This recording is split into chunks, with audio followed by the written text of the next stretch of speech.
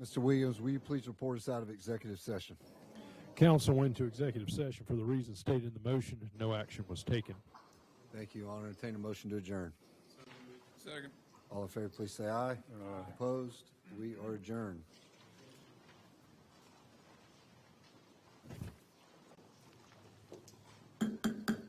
Good evening.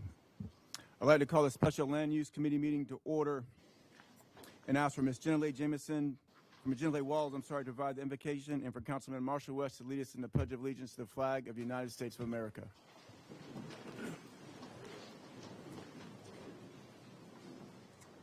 If you will, please bow your heads. Dear Lord, thank you for a new day and a new week, Lord. We thank you for bringing us together healthy. We pray, Lord, that this meeting would go well, that you would guide council in all of their decisions, Lord. Give them wisdom and patience, and we thank you, Lord, for all of our community members who've shown up tonight. We pray that you would keep us safe in our travels back home. In your name we pray, amen. To the flag of the United States of America, and to the republic for which it stands, one nation, under God, indivisible, with liberty and justice for all.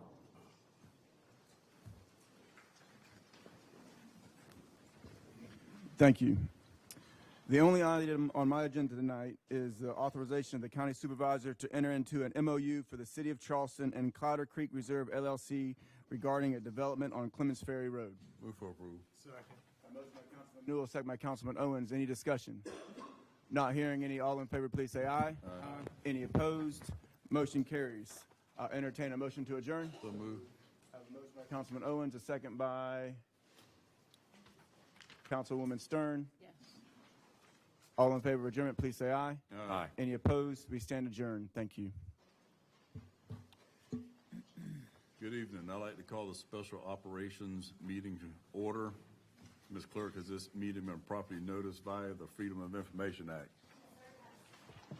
On my agenda is the 2026 1-cent sales tax resurfacing package. Ms. Amanda? Good evening. Berkeley County advertised for the 2026 1-cent sales tax resurfacing package. This package included 128 roads for a total of 30.5 miles. We had 3 bids. The lowest bid was received by Sanders Brother. And so based on procurement standards, we are recommending award of this contract to Sanders. Move for approval. I have a motion and a second. Any discussion? All in favor, please say aye. Aye. All opposed, nay. Motion carries. Thank you. Move to adjourn. We got a motion and a second. All in favor, please say aye. Aye. All opposed, nay. We're adjourned.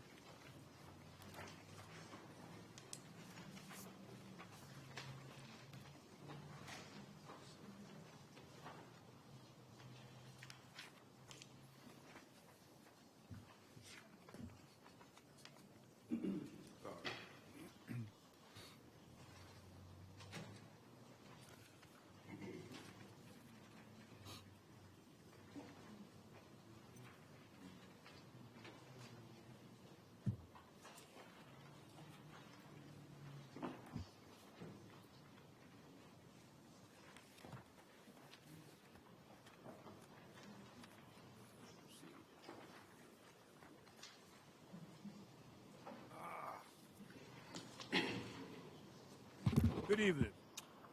I would like to call the Special Community Service meeting to order. Ms. Clerk, has the meeting been properly noticed via the Freedom of Information Act? Yes, sir, it has. The first agenda is CDBG Con Plan and AAP Review. Mr. Eric Chapman, you can proceed. Thank you. Thank you, sir. Good evening, ladies and gentlemen. Good to see you again. Appreciate being at the beginning of the agenda tonight. Good to be back with you. I know we've briefed many times on this consolidated plan now. Just as a refresher, as a stipulation of you receiving the community development block grant funds, and as of a couple years ago now, the home funds as well, the county is required to complete a consolidated plan every 5 years. It helps reestablish our priorities and goals for using these funds for the next 5-year period. And so we're going to go through a little bit of highlights here for you this evening, and staff will be bringing back to you on June 8th specific funding request for this cycle. So I'm just going over the 5-year plan. So the Civitas team has helped staff prepare the needs assessment and housing market analysis. I know you have digital copies of this plan, and I'll share for the public that it is available on the county website for public comment now as well. But the primary focus of the consolidated plan is establishing the 5-year strategic plan. Again, that's where you're going to find the priorities and goals for the next 5 years. The annual action plan is where you make specific funding recommendations for your annual allocation each year of the 5 years. And the 2026 funding is on your screen there. This is a $5,000 increase over 25 funding in CDBG and about a $7,000 increase. At the federal level, these funds continue to be level funded. So while that's certainly better than a decrease in funding, it doesn't really keep up with the increased costs for all of these programs, certainly.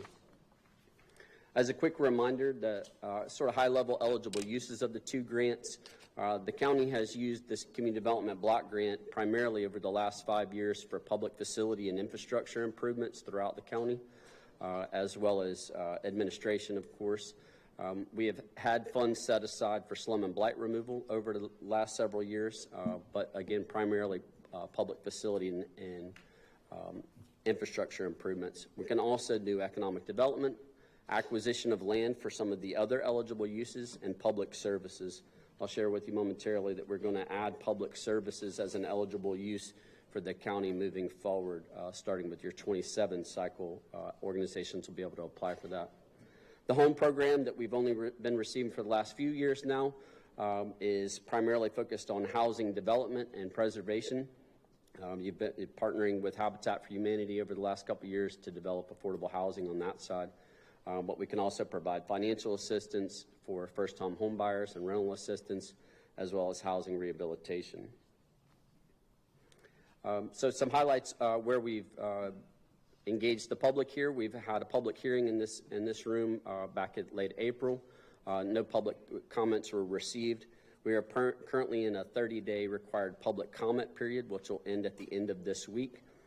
We have yet to receive any comments on that, but you can see on the screen there, any public comments can be directed via email to Shonda Williams here at Berkeley County, and her email, phone, and mailing address is available on the website as well. So we did host 2 community surveys, one for residents to respond to, as well as one for stakeholders where nonprofits and municipals responded. So some highlights here, 347 responses, so not a huge turnout on the responses. Those primary 4 zip codes where we received responses overwhelmingly were from the 3 large municipalities, Goose Creek, Moncks Corner, and the Nexton area of Somerville. Want to just sort of point out that this should not be viewed as a statistically accurate and representative of the county. You can see, and I'll share on the next couple slides, some weighted averages, if you will.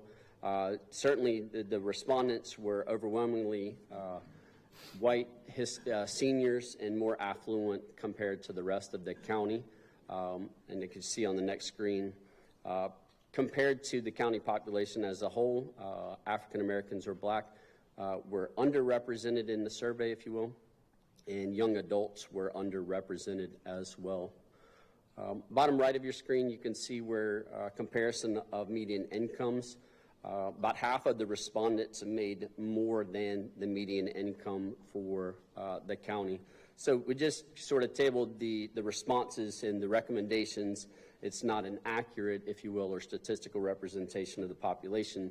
So for what that's worth, just pointing that out. So the respondents came back with affordable housing being the primary highest need, followed by public improvements. And the public improvements in this case were overwhelmingly roads and sidewalks, more of the infrastructure, economic development, public services, which again we're going to be adding moving forward for CDBG, and the demolition and clearance, removing blighted structures. And I know several municipalities have applied for those funds over the years. And last, public facilities, where the county's been focused in the past, helping nonprofits and some of the rural communities make improvements to things like community centers, rec centers, libraries, parks, etc. So with that, we're recommending the following priority needs and sort of associated goals there. And these are not in rank order, but improve public facilities and infrastructure. And while affordable housing was the primary use, a reminder on CDBG, we cannot use that for new construction of housing. So we're still looking to do public facilities and infrastructure in some of the smaller municipalities or rural areas of the county that might not have funding like the big municipalities.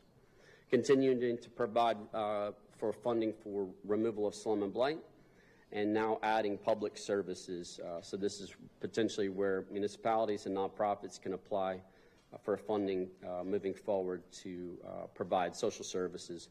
We are limited to only 15% of our CDBG allocation statutorily, so that'll still remain a relatively small portion of the funding. Then preserve and develop affordable housing. This will primarily be for your home program, and then effective program management. HUD likes to see all of our funds equally match up to the goals. So we take 20% for admin on CDBG and 10% for home program. And as I mentioned, the county staff will be coming back to you in a couple weeks on June 8th to present specific funding recommendations. So at the highest level here, if you will, 20% for program administration and the balance for public facilities and infrastructure. Again, adding public services next year. And slum and blight was available for applications from municipalities should they choose to apply for that. I don't believe we received any applications for that in this cycle. Mr. Chair. I'm sorry. Yes. Question. I know you said the survey results were kind of skewed one way or another, but no matter what the survey results said, the funds still have to go to low and moderate income areas of the county despite what the survey said, correct? Absolutely, yes, sir. There's a variety of ways of accomplishing that in CDBG, but historically what the county has funded are public facilities and infrastructure that benefit an entire area, neighborhood, town, city, et cetera. Then that service area has to be primarily made up of low to moderate income households. HUD defines that as 80% of the median. So yes, so some of the municipalities don't have large areas that qualify, so hence still looking to some of the smaller and rural areas of the county for that type of work. Thank you. Mr. Chairman. Yes. While you're on that, there are other qualifications that would supersede the LMI requirements. Yes, sir. For example, several years ago here in Monk's Corner, we did an All Abilities Park, so you're making facilities accessible for those with physical disabilities, so that's eligible anywhere. Programs that benefit seniors or elderly are benefit everywhere.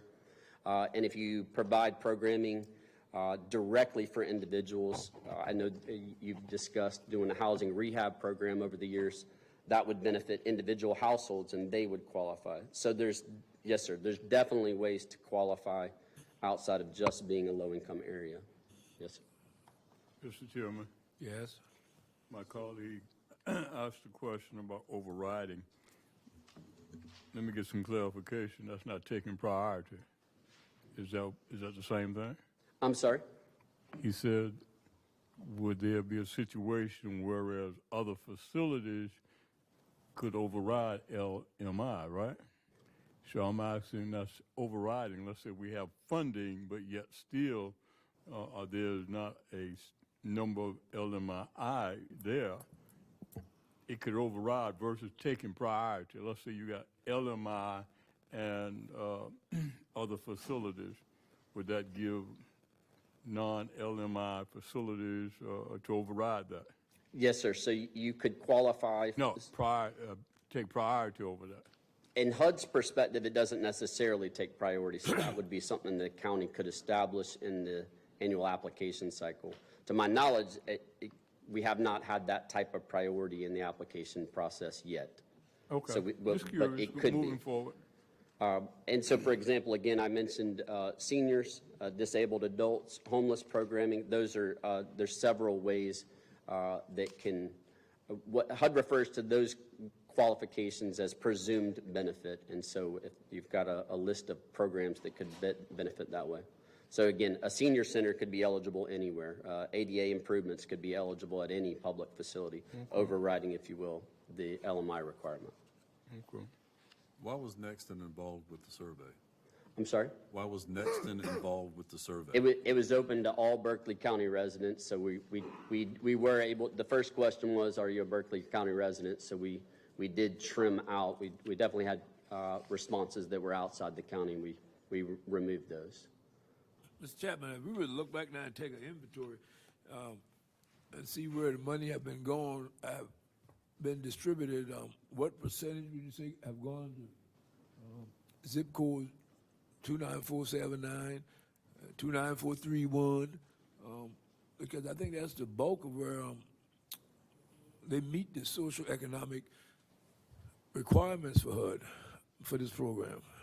I would have to defer to staff for a list of, and do the actual math, but I would appreciate we have reasonably dispersed the funds around the county as projects are eligible. I can't say that that's been absolutely every municipality in town has gotten a project, but it's been reasonably distributed that way if projects have been applied. So again, we do have an application cycle each cycle. Now, right? I'm sorry? You got something you can go back and actually look at and see how the money has been Yes, distributed. sir. Yes, sir. We can definitely provide that. Please provide that. Yes, sir. Mr. Chairman, Yes. we actually have a map already, that product's already there. You'll probably remember a few years ago, I think every applicant that got awarded came from your district. I mean, this is not to The point the the other, finger, or Mr. John, Chairman, at the all. other important thing to remember is we qualified for these funds because the county went over 200,000 people. And if the money is not broadly distributed, if it becomes where it only goes to a certain community or two or three, those communities can leave our program and do their own, and we lose all 1.2 million. So, for example, if the city of Goose Creek wanted to do a senior project, which I think we did a few years ago, it's harder to identify a project on Daniel Island or Hanahan or Goose Creek or Mott's Corner.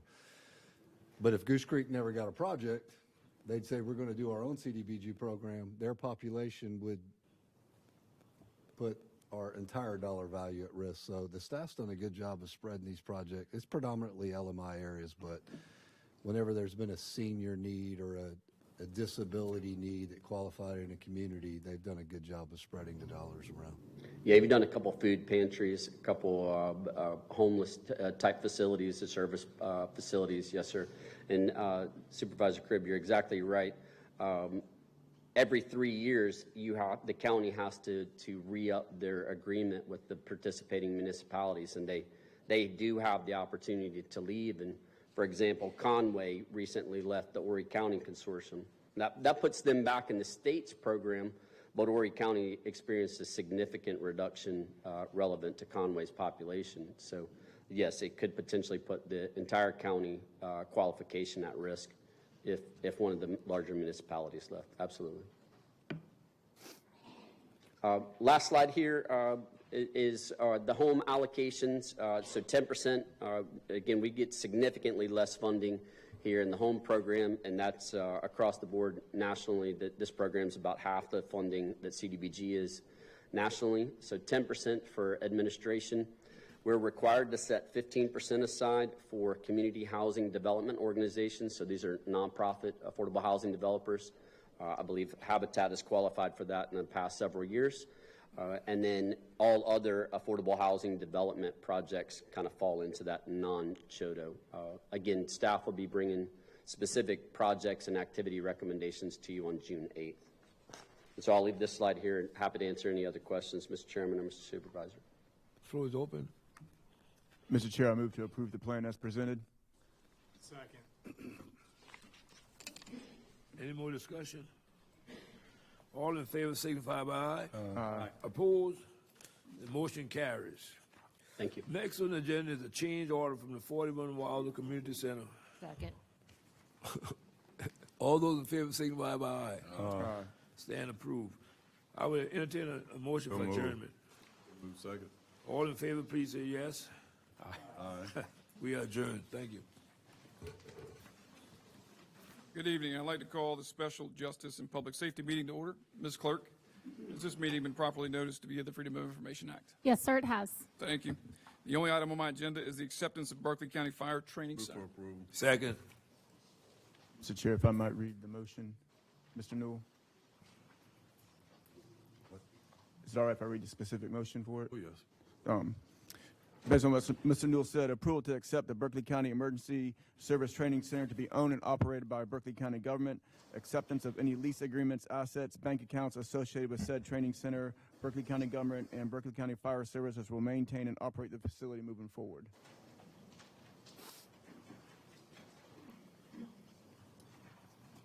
Did I have a motion? You did. Motion and a second? Yep. Any further discussion? Nope. All in favor, please say aye. Aye. All opposed? That motion carries. Next, I'll entertain a motion for adjournment. So move. Second. Motion and a second. All in favor, please say aye. Aye. All opposed? We're adjourned. Good evening. I would like to call the Committee on Finance meeting to order. Ms. Clerk, has this meeting been properly noticed via the Freedom of Information Act? Yes, ma'am, it has. We have approval of minutes from the regular Finance Committee meeting held on April 27th of 2026. Are there any corrections to these minutes? All in favor, please say aye. Aye. All opposed? The minutes stand approved as presented. Next, we have presentations. First would be fiscal year 2026 third quarter financial report. Hi, good evening, council. We're here to present the third quarter financials for Berkeley County. On your first slide, we have the summary of all of our revenues. Current year to date, we are at $130.8 million. It's showing we had 122.8 last year, so we're a little bit over on that. We did want to drill down just quickly on our permitting fees being reduced. I reached out to permitting today, and last year, the same time, we had a few large permits that had come in. One was for a data center. We had one at Bushy Park, Jedburgh, some commercial work, and also our residential permits are down about 1,300 in quantity so far this year compared to last year. So we just kind of wanted to drill down on that to see why the shortfall there. All the others are self-explanatory. We're at 93% collections on property taxes, which is pretty normal for this time of year, with collections being mostly in January. Madam Chairman, is the permitting down because there's less houses being built? I didn't ask that question. I just asked for quantity, and then also with us having the larger permits come on board last year as compared to this year. So you said it's like 1,300. 1,300 residential permits is down. Multifamily, they still had quite a few large multifamilies last year as well, so that could be contributing to it. We move on to our general fund expenditures.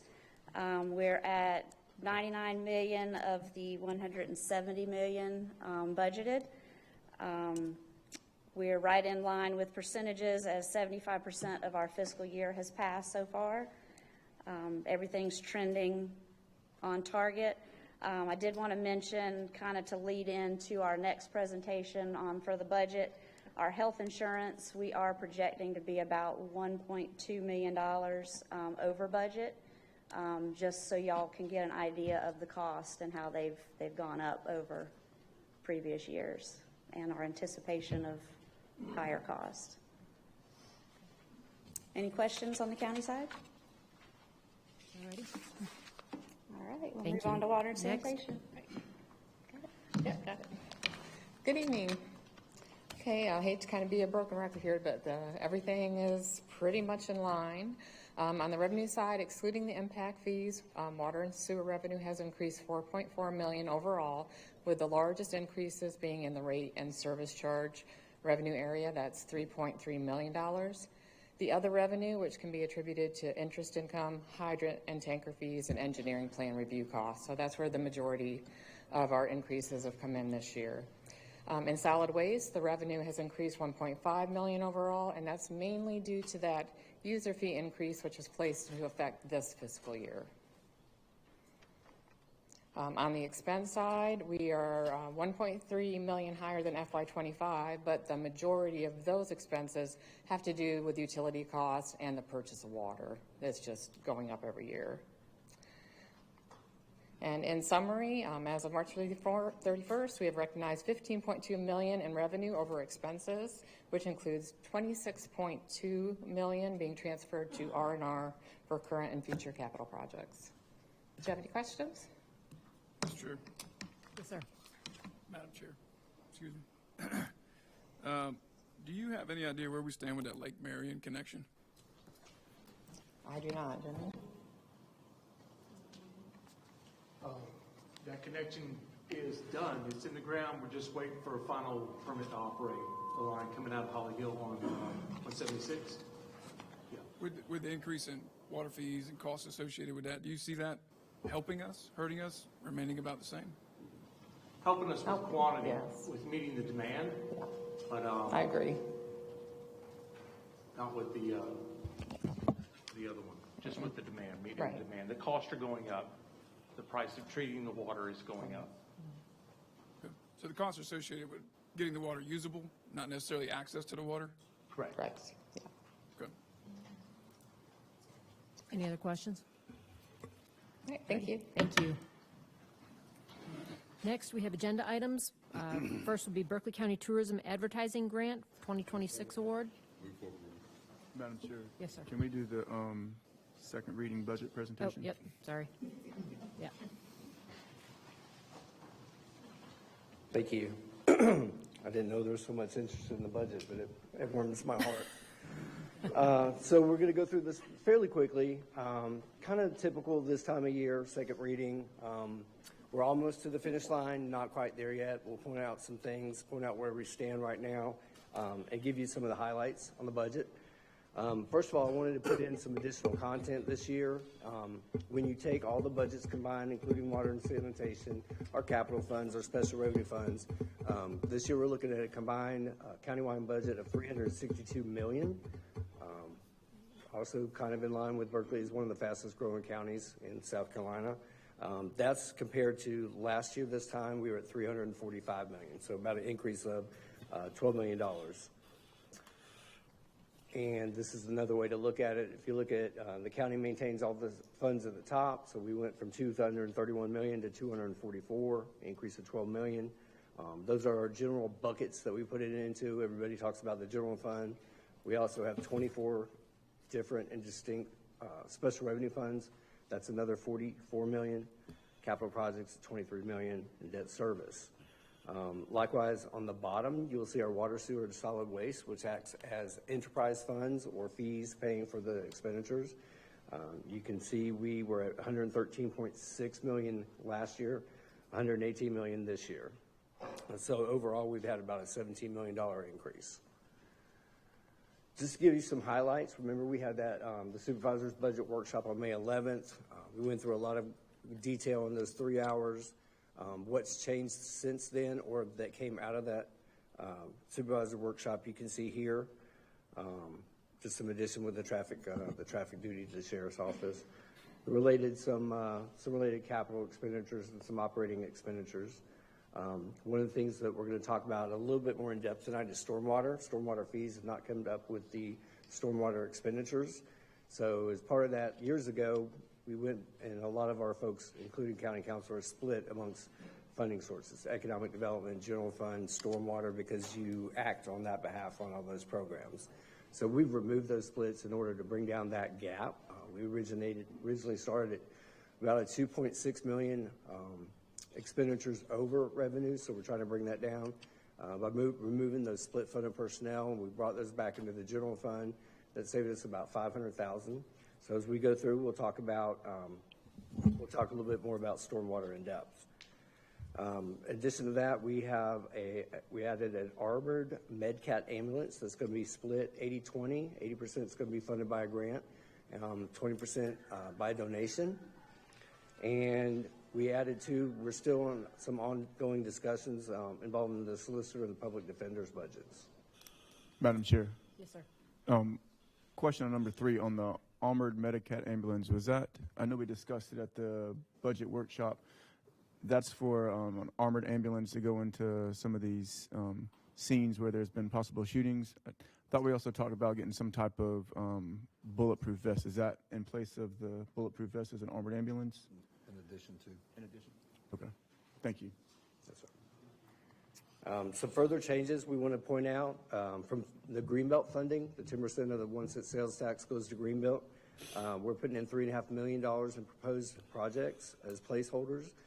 Mead Parks, capital improvements of $1 million. Plus the county should receive some funding, additional funding from the estate. Also Blessing Park, another $1 million. $500,000 for North Island Park to do some preliminary planning, permitting and design. And also Epson Park, another $1 million. We've talked a little bit at length about the Sangaree Edition. That's how we're planning on funding the Sangaree Edition, with Sangaree using $500,000 of their $1 million fund balance, and then the general fund, the county general fund contributing the remainder. Madam Chair. Epsom Oaks, what is that again? That's the one amongst corner. That's going to be my The one question. we already gave money to? Yes, sir.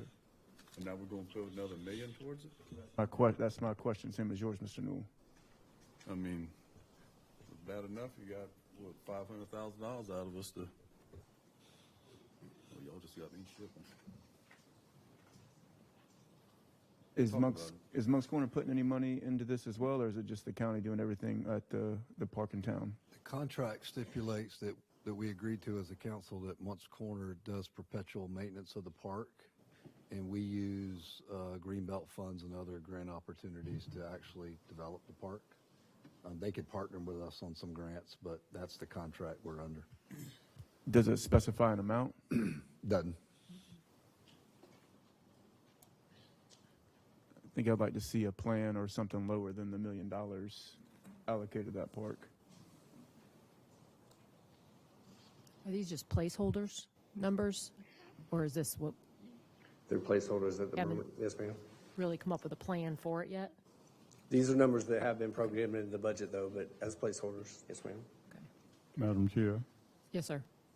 Sir, would you explain to the audience the purpose of Greenbelt funding when we're talking about 3.5 mil? So Right, the Greenbelt funding, Supervisor Cribb can help expound on that too.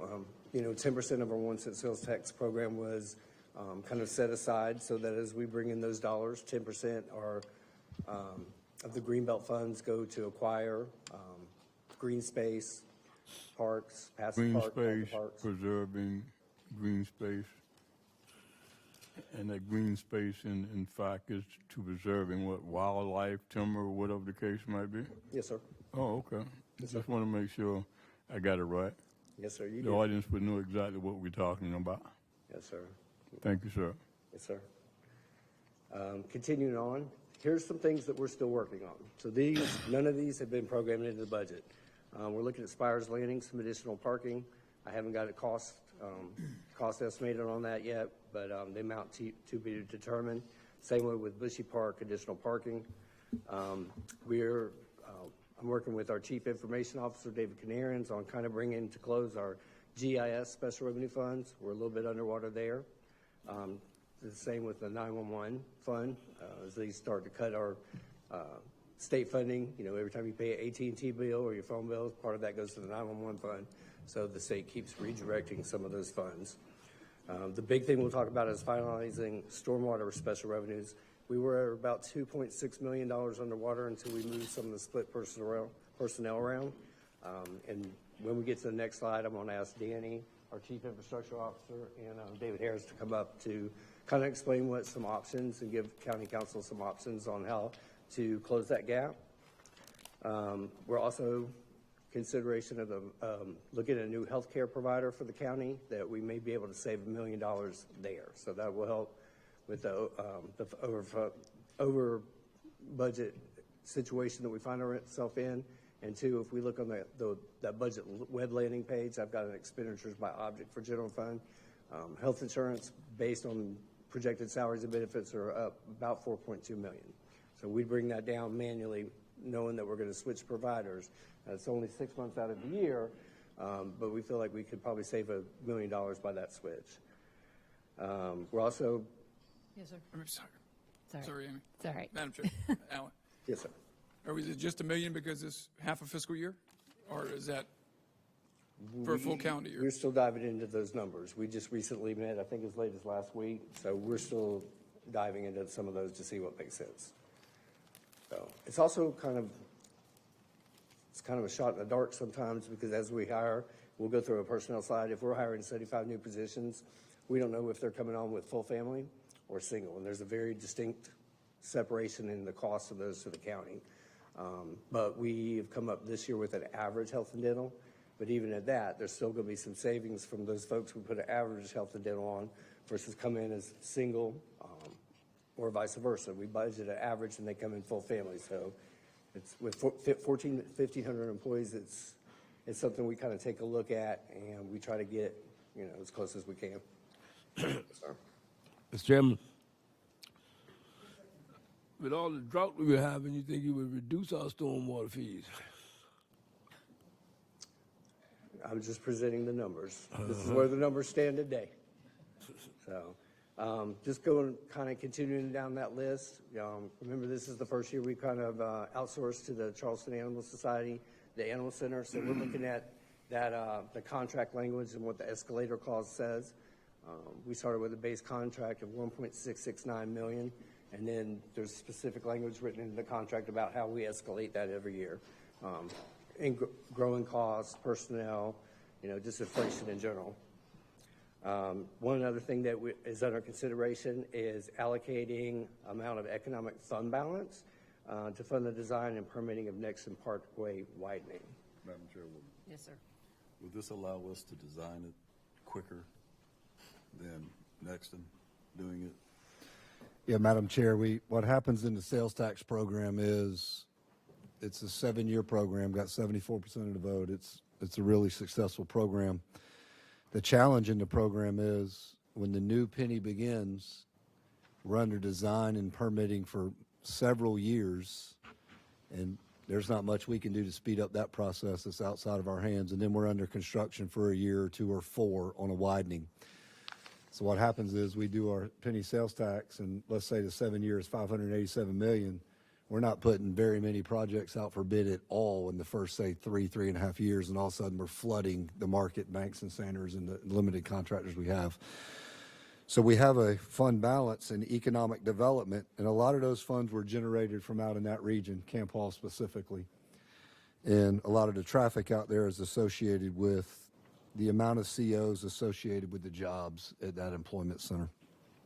So if we spent the next several years before the next referendum under design and permitting, we could literally go to construction as soon as the next referendum passes, speeding up that project by conservatively 3.5, 4 years.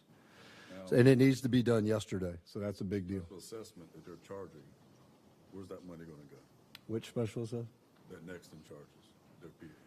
They don't have an assessment for roads. They have it for the parks and future fire station. They did in that last rezoning attempt with Somerville. They offered up an assessment on any homes as part of that rezoning to go toward the widening of the Nexton Parkway. That's what I'm talking about. Yes, sir. We haven't voted on that yet. No, sir.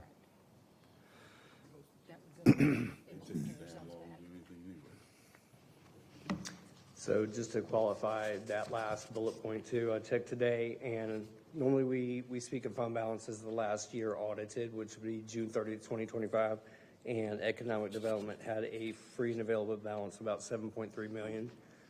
Today, it's $10.1 million, but of course, we're not finished the year, so we'll still pay out payrolls, close out purchase orders, finish spending those funds. The next slide we're going to go over will be for Mr. Thrower, our Chief Infrastructure Officer, and his folks to kind of go through some of the options that we have in stormwater. Thank you. Yes, sir. Thank you, Madam Chairman and members of council. We'd just like to go over some options for the stormwater fee. This fee in place at $36 per year has been in place since 2018. What we'd like to do is, as far as option one, would be able to increase that to $48 per year, which is basically $1 per month increase. And that would generate enough money to equivalent to $2 million using option number one. and that's for residential and non-residential fee. Option number 2 would be to decrease the ERU, which is equivalent residential unit, from 2760 to 2200 square feet. And that, using for non-residential, would increase the fee $831,116. Option 3, which is the recommendation that we would have, would be able to increase the, Option 3 would be to increase the stormwater fee for residential to $48 per year, and then decrease the ERU to 2,200 square feet for non-residential use improvements and purpose service, and that equates for $1 million for the $48 increase, and for the change in the ERU to $2 million. So it's $3 million savings or an increase in funds for the residential and non-residential use to $3 million. And then we also have option 4, which is just another way of calculating the way it's the fees are determined. And I have David Harris here. He's the stormwater program manager, which knows a lot more about how these figures were put together. And if there's any questions about that, I'm sure he could do a good job at answering those. Madam Chair? Yes, sir. There's actually a 5th option, which we talked about at the workshop, is leave it right where it's at. We just bring it to the attention of council. Most special funds cover themselves. But as you know, we have 50-something departments in the county. And some departments, like the deeds office and planning, they bring in far more revenue than their department costs, so they supplement other departments. But if you took the sheriff's office or the jail or EMS and a lot of our other departments, they bring in some amount of revenue, but it's supplemented through the general fund, through the millage. So the options are basically, there's 1 through 4 options, and staff was recommending 3. So it could potentially come down to, do you do option number 3 or do you leave it where it's at? And in our general fund growth each year, if the shortfall is $2 million, we make it up in the general fund. I would highlight that this year, just with the new positions and the 5% merit and cost of living, and we need $7-8 million in new growth just to cover that each year. So if we do choose to make up the shortfall in stormwater with the general fund, it could impact those decisions in the future. Not if we keep having growth like we've had, but we heard tonight 1,300 less residential building permits this year than last year. You'll never hear about that in the community. That's quite a drop, or quite a slowdown. I think interest rates have a lot to do with that, maybe as much as anything. But those are kind of the 2 options, and I know staff has given out a bunch of information tonight that hits you cold tonight, so you need to have an opportunity to look through that. But those are the 2 options. Based on the past 3 or 4 years, could we absorb that in the general fund? Yes. Can we continue to absorb it? I mean, as you know, we don't like going up on taxes or fees. In fact, we haven't gone up on taxes in this county in forever. But when it comes to stormwater fees, we are already the lowest by a long shot throughout the entire low country. Even the second lowest is nowhere close to our fee. But anyways, we can say just $1 a month, but it's $1 a month. It's $12 a year, and that hits people differently. So anyways, that's the options. Yes, sir. I think we don't touch people's, leave it at the 36 and just charge the non-residential more. I mean, they're here to begin with.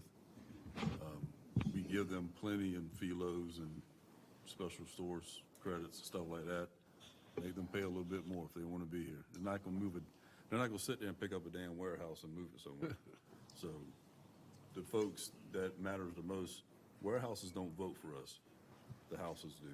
So that's what my stance is. Mr. Chairman, Option 6. I just want to share that I support Tommy New's position.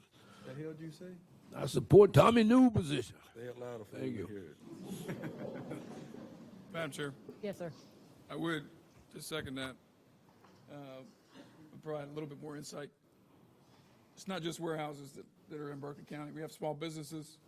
We have one-man shops, mom and pops. So pushing that to the ERU is not a cure-all.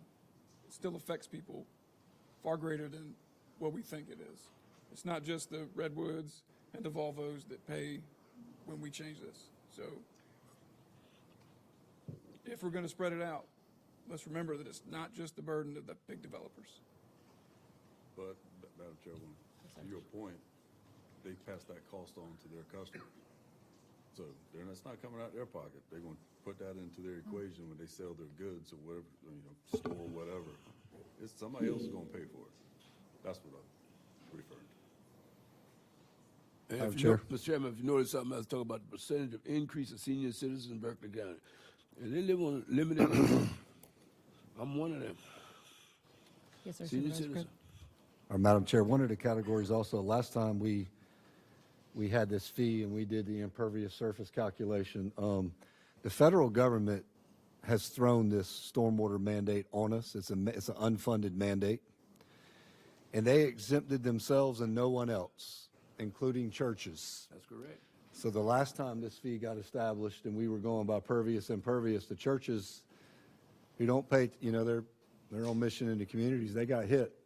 So they're in that same non-residential category. And we would, if we tried to make up the shortfall with everybody but residential homes, we're going to hit them hard. I mean, really hard. And I'm not saying we got to make up the whole shortfall either. But anyway, we'll look at the option 6 data too and get that out. But John, I want you to churches are made up of people who live in the same area. So some of them pay 2 times. I mean, the churches don't reach and get money from heaven. The churches pay for the people who are members. So it still impacts them twice again. I mean, those people who do go to church and do pay tithe. We can't raise fees on Jesus. That's we right. Can't do that. Well, it sounds like we have some more looking Get all at the this to help I can do. get. Anybody else? Thank you. Thanks, guys. All right, we should get through the rest of these fairly quickly. Just to look at, in the larger buckets, so there's about 200 different revenue line items that go behind this. This is how we're coming up with our estimated budget of $159 million. We're using fund balance for some very specific one-off projects that we'll go into, which gives us a complete budget of $165 million. And just looking at our expenditures now, we are right just over 165 million. So our current delta to the good is 769 million. Of course, that would be 1.7 million if we adjust our health insurance down, plus or minus some of the things that we still have to bring to closure.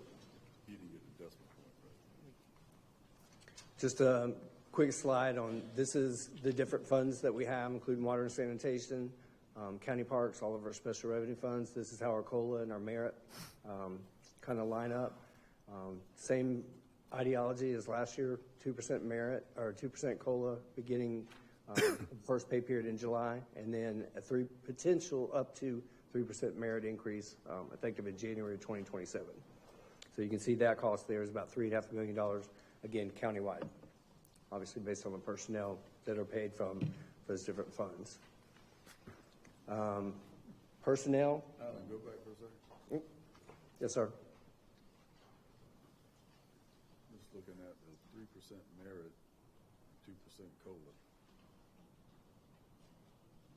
Right. And remember, the merit wouldn't be effective until January, so that's 6 months worth of cost. I know where you're going. Yes, sir. Personnel, and if Angela wants to add anything in here, this is just a recap. Other than the traffic duty officer, no changes from the workshop, supervisor's workshop. And to Supervisor's crib point, when we're a growing county such as this, new personnel, we'll see how that makes up the increase in the general fund personnel. Special revenue funds, don't have to memorize this, and I won't go through it, but these are a list of the 24 different special revenue funds that we account for separately. Many of them have either their state funds, their grants, federal sources. Some of these are also supported by general fund and their transfers in. So we're looking at about 47 million. Over last year was 45 million. So Talk a little bit about capital improvement funds. Our main capital improvement fund is Fund 340. It's a 20% lost fund, $10.4 million. Then these are the other special revenue funds that we have capital built in. Stormwater, EMS grants, that's our MedCat armored ambulance. $600,000 comes out of stormwater and goes to stormwater capital for projects each month, et cetera, et cetera. We can also see, if you'll see the local capital projects funds, that's where we put funds where we're doing special projects. Typically, there's a one-off, so it's not recurring revenues. But you see that $6.85 million. This is what makes it up. So we've got a new roof for the county building and other things that we went through at the supervisor's workshop. None of that has changed except that we have flushed out the funding for the Sangaree library addition. Okay. Also, excitingly enough, we've got about $3.5 million that we talked about programming the Greenbelt funds. This is where those would be. We talked about that a little bit. Just a little touch on the debt service side. Madam Chair? Yes, sir. Quickly, the Mead Park slide that you saw, I want to remind council that when the estate is finalized, cash comes with that as well, that will go toward that budget. Close, but obviously for those two large parks, that doesn't begin to touch it, but we anticipate another revenue source. Just a little bit touch about the debt service fund. That millage rate remains at 4.5%. We're showing revenues and then expenditures about $10.2 million next year. Just wanted to put that in front of council.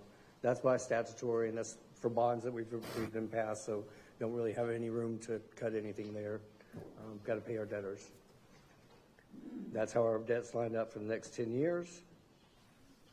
Water and sanitation, we touched a little bit about that. Last year, $113.6 million. This year, $118 million. This is how the revenues are broke down by fund. So you can see our water fund, sewer, solid waste, and likewise on the expense side. That's it for our presentation. Just a few assumptions that water and sanitation threw in there. I won't read all that, but you can see the revenues projected to be increased by 3% in water. Based on historical trends, that's normal.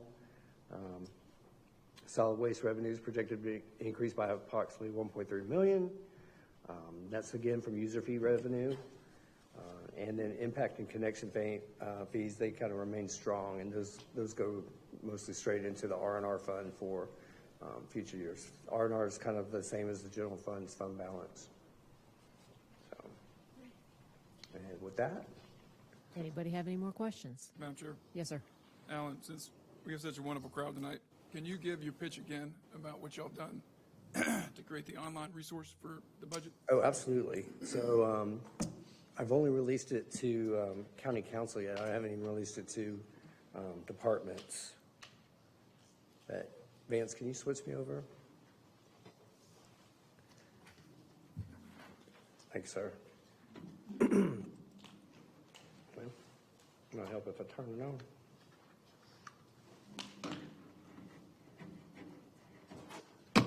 No, I think our mouse is dead.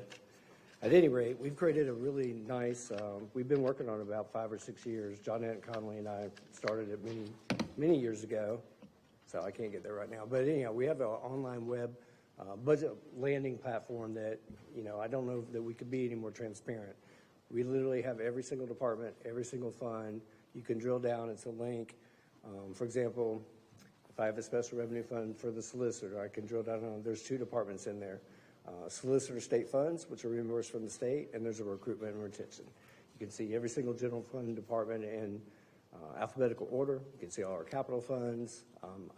Every time Supervisor Cribb asks me for something, so I don't have to crank something out in a spreadsheet, I'm going to build what I call a push-button solution. It's automated, it's live, it updates every single night. So that will be forthcoming. It's much like we posted on our website under finance for last year. You can see the same version of the 2026 budget. So that will be coming as soon as things stop moving and we bring this to closure. We'll be building our book off of that and hosting our web landing page. So. Thank you for your hard work on that. Yes, sir. I know it took a long time. I really It's want to still show it coming. off. You know I do. I know you do. Is there access to it from our main website, Alan? Oh, hang on. We will, let's see if I can make this work here.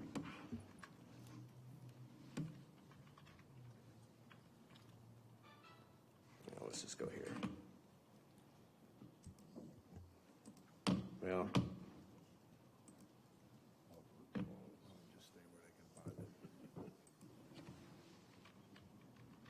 Alan, just tell us where we can go to find it.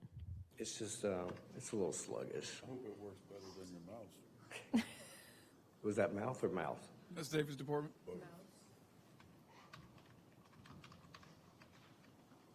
I didn't see any funding requests for new mouses. Not this year. At any rate, I was trying to go to the Berkeley County website. Do you That's get- what you're trying to get out. do you It's get on there- the Berkeley County website. It is. Hey. Look, I was trying to pull it up. We trust you. I like the show and tell. Here we go. So go to departments, please, and go to finance. And then we should have the online budget platform. So we're going to start hosting these out here. And you can see we've got 25 and 26. If you click on 26, so this is what we're talking about. We'll have all the ordinances, the exhibits, every single general fund department. We have a lot more content built once we host the 2027 year. If I want to know how much new positions cost, I go to the new position request. There's a lot of great deal of content out here, and it's actually got every single line item detail that our department heads keyed in there. So if they ask for 2 mice or 2 mouses or 2 monitors, you can see it. So everything's pulled up.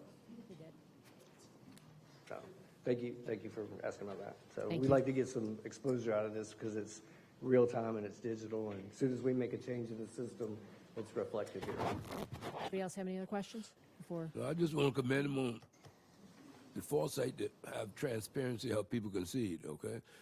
You need to come to my house and put my budget on transparency. I have enough on my plate with the county. Can't take on any freelance material right now. Thank you, IT, for this. Thank you, Alan. Appreciate it. Okay, next we have agenda items. Berkeley County Tourism Advertising Grant 2026. Any discussion?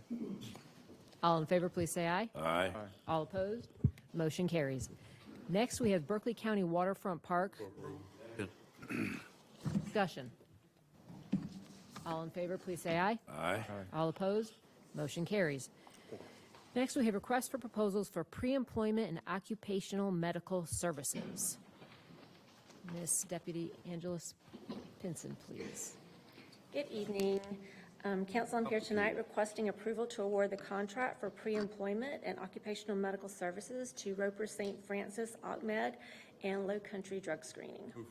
Second. Any discussion? All in favor, please say aye. Aye. All opposed? Motion carries. Next, we have transfer of funds from Sangare's special tax. Second. Any discussion? All in favor, please say aye. Aye. All opposed? Motion carries. Next, we have AFI discretionary funding request. Second. Any discussion? All in favor, please say aye. Aye. All opposed? Motion carries. Next, we have AFI discretionary funding request to allocate funds not to exceed $12,000. Second. Any discussion? All in favor, please say aye. All opposed? Motion carries.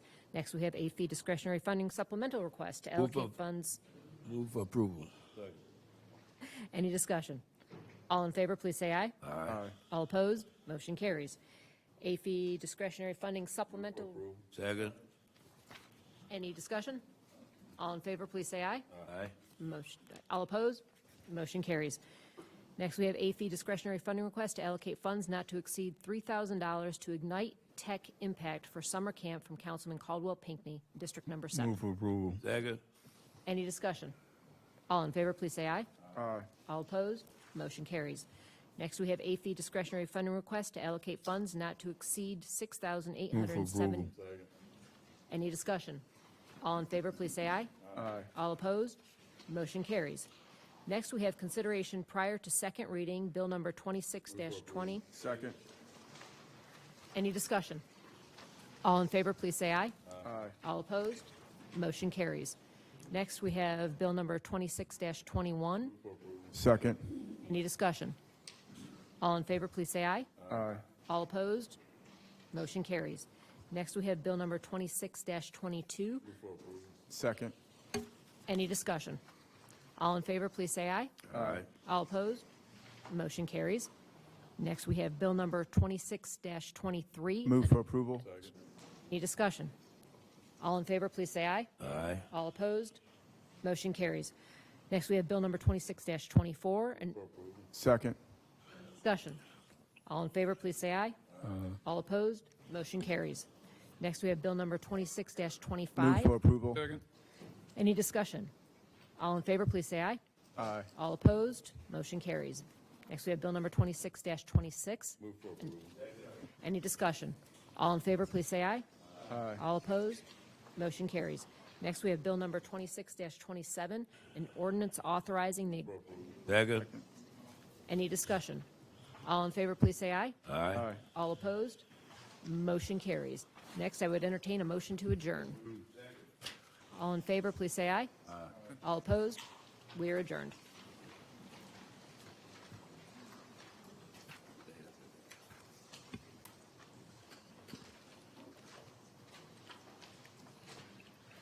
Good evening. I'd like to welcome everyone and call the public hearings to order. Madam Clerk, has the meeting been properly noticed via the Freedom of Information Act? Yes, sir, it has. Thank you. First up is Bill number 25-24, an ordinance to modify the official zoning and development standards maps of Berkeley County, South Carolina in regard to Sam Black of Reliance Development LLC on behalf of James Roy Fitty Jr. on TMS number 161-14-00-041 located on Black Tom Road and New Place in the vicinity of Muntz Corner from the Agricultural Flex 1 District to the General Commercial District and Council District 6. Bill number 26-12, an ordinance to modify the official zoning and development standards maps of Berkeley County, South Carolina in regard to Katrina Carpenter on behalf of Jeans Angels for TMS number 162-01-00-059 located on South Live Oak Drive in the vicinity of Muntz Corner from the General Commercial District to the Rural Neighborhood Commercial District and Council District 6. Would anyone like to speak on Bill number 26-12? Hearing none, that will conclude that public hearing. I'll also ask the same question. Would anyone like to speak on Bill number 25-24? Hearing none, I will conclude that public hearing. Next is Bill number 26-13, an ordinance to modify the official zoning and development standards maps of Berkeley County, South Carolina in regard to Jake Darigny behalf of Faith Assembly of God for a plus or minus .959 acre portion of TMS number 123-00-03-112, located on North Highway 52, Wildlife Drive, Badger Drive, and Patience Lane in the Santee Circle community from the Agricultural Flex 1 District to the General Commercial District and Council District 8. Would anyone like to speak on Bill number 26-13? Hearing none, that will conclude that public hearing. Finally is Bill number 26-14, an ordinance to modify the official zoning and development standards maps of Berkeley County, South Carolina in regard to Ashley S. Scott for TMS number 142-00-136 plus or minus .97 acres located on Highway 52 in the vicinity of Muntz Corner from the Agricultural Flex 1 District to the General Commercial District and Council District 8. Would anyone like to speak on Bill number 26-14? Hearing none, that will conclude that public hearing. I'll adjourn to public hearings and be back in a moment with a regular county council meeting. At this time, I'll call the regular county council meeting to order. Madam Clerk, has this meeting been properly noticed via the Freedom of Information Act? Yes, sir, it has. Thank you. First up, we have public comment. If you have signed up to address council, please state your name and address, and remember to please speak into the microphone. We have 17 individuals signed up tonight to speak, giving each speaker 2 minutes, and we will have a timer on the board for your benefit in providing your thoughts. First up, welcome Albert Jones.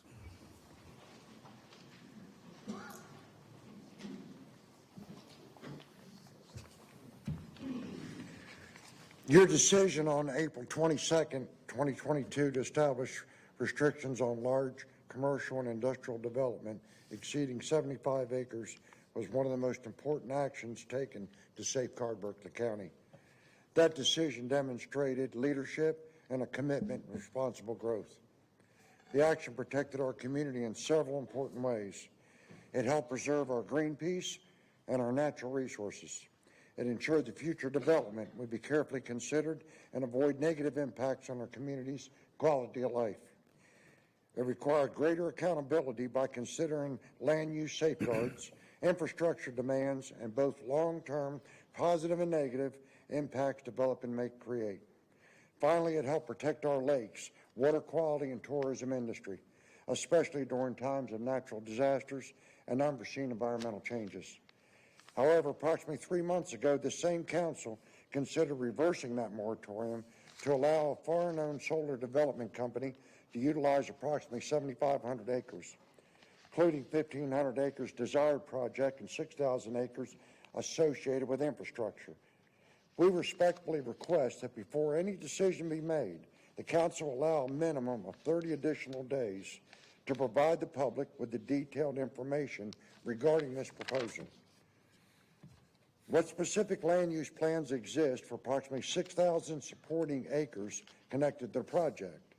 What will the long-term impact on green space, wildlife, habitat, and local water resources?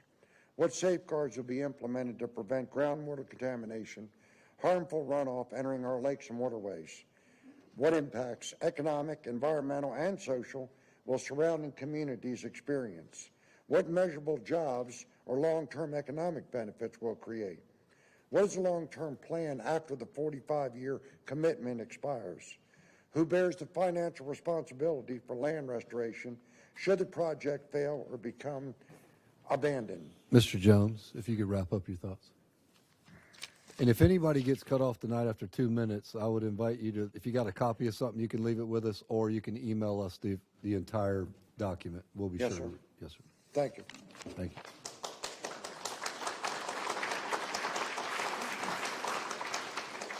Next up, welcome Taylor Allred.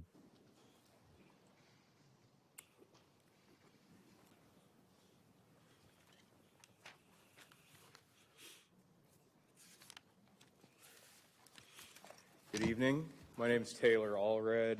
I serve as the State Energy and Climate Program Director at the South Carolina Coastal Conservation League. We recently submitted a letter to y'all. I won't read it. Address, please. Sir? Your home address, please. My home address is 1365 National Drive in Mount Pleasant. Thank you. So the Coastal Conservation League was founded in 1989, and we are an advocacy organization that works across a broad swath of environmental policy issues. And y'all may more commonly see us coming out to oppose new development projects. In some cases, we've even done that with solar farms that aren't really done right. But I'm here to say that this is not such a project. In fact, this project has been the most responsibly developed project we've seen in our state. The developer, RWE, has implemented all of the conservation best practices that we recommend. They did so without prompting and reached out to us more than a year ago for our input, the first developer to ever proactively do that. The greatest threat to wildlife worldwide is climate change, and the Cross Coal Plant in this community is the largest in our state. This type of project is critical for us to be able to transition toward a cleaner energy mix that will help to relieve upward pressure on electric rates. We are pleased to see that this project will have a low-impact site design. It's going to avoid any wetland impacts. It's going to be completely screened from public view by vegetative buffers. It's going to have wildlife permeable fencing, native pollinator plants, ground You're already, your stabilization. time is up. I would invite you to the same, but I got your email today. I'm not sure if all my colleagues have read it yet, but I got it. Thank you. Thank you. Next up, welcome Robert Barrett.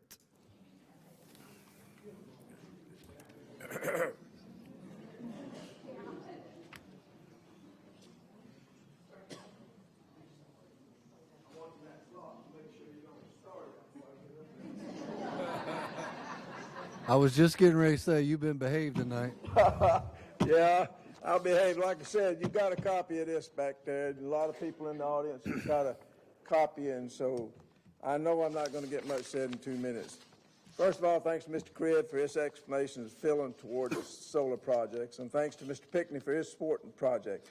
The moratorium was put in place for a reason, and a timetable was established. The time wasn't up. The same solar farm outfit had a chance to address this outfit last year. There was no interest in the community. The solar farm people didn't even show up for the meeting.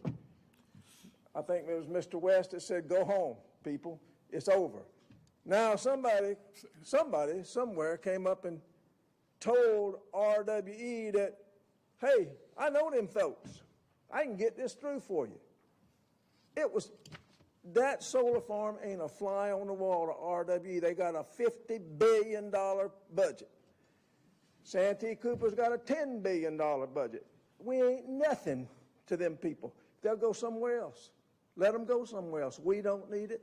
Berkeley County is above this. I guarantee you. We don't need it. Just out there, too, non-disclosure agreements, there shouldn't be any anywhere. I don't know if there is any within this outfit or not. I hope not. I don't think. I've never heard of any. But that's just my thoughts. People have worked hard, and they've earned and saved money to buy their places in the country and want to know that they made a good investment and don't have to worry about what's next door and what's going to happen to their property values. The people, I'm telling you, the people that don't care whether it's that says they'd rather have 1,300,000 houses out there than would rather have a solar farm than houses. They don't own that property. They're renting. All these people worked hard for their property. They want to know that they're going to have something to leave for the children. And somebody to come behind them and keep Cross moving. Cross is coming. Cross is coming. We're going to, wait a minute. It's agriculture. Thank you, Mr. Barrett. Your time is up. You can't say no more? Well, you got a copy of this, Mr. Yes, sir. Cribb. And, Yes, and sir. I spoke with you a couple of times, and thank you all for listening. Next up, welcome Rick Buckner. Rick Buckner, welcome.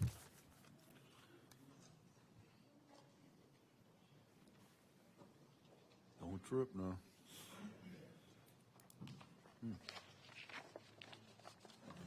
Madam Chair and Council, thank you so much for allowing me to come to speak to you. Good evening. My name is Rick Buckner, and I'm a resident of Walton Grove Farm subdivision in the Jedburgh area. I'm here tonight to speak to you about the impact of the proposed Medicine Wind development that will have our subdivision and our surrounding community. Walton Grove Road is a small subdivision with only 9 residents, lots ranging from 3.5 to 7 acres. Some of these properties are horse farms, and many of us have moved here specifically for the rural character, privacy, and the space in the area that it provides. Our subdivision has only one entrance and exit. It's Walton Grove Road. This makes this unique is that the road itself is privately maintained, and our residents own only 1/2 of the road down the middle to the center line. The developer of Medicine Wind Farms owns the other half, so I guess people can come in, they just can't leave unless they're trespassing on our property. One of the greatest concerns that our residents were given no meaningful notice or opportunity was to provide input before construction began, even though we were promised that.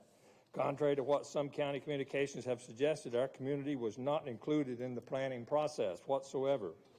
We eventually met with county staff only after construction had already started, and we were informed that the decisions had already been made.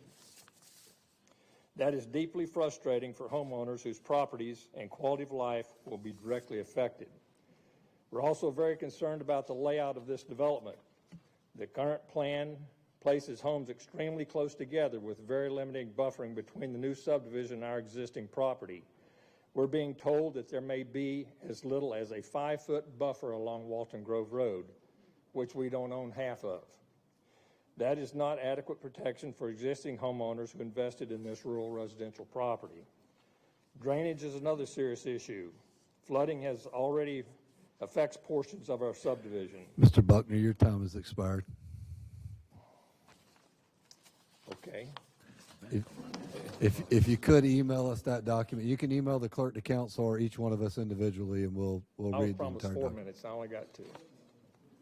I guess we ran out. Thank you.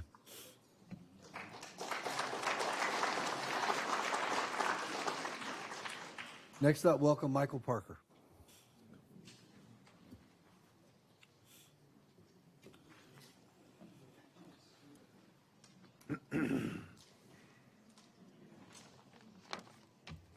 Hello, my name is Michael Parker, 433 Victor's Lane, Ridgeville, South Carolina. Not to be confused with the Michael Parker from Monk's Corner with the Lazy Hill project. Just want to make that clear. I'm here today to speak on behalf of many people in the Cross community who are deeply concerned about the lifting of this moratorium. Cross is a community built on honesty, transparency, and respect for one another. The people here are not asking for special treatment. We're not trying to stop anyone from exercising their legal rights. We are asking is for consistency and fairness.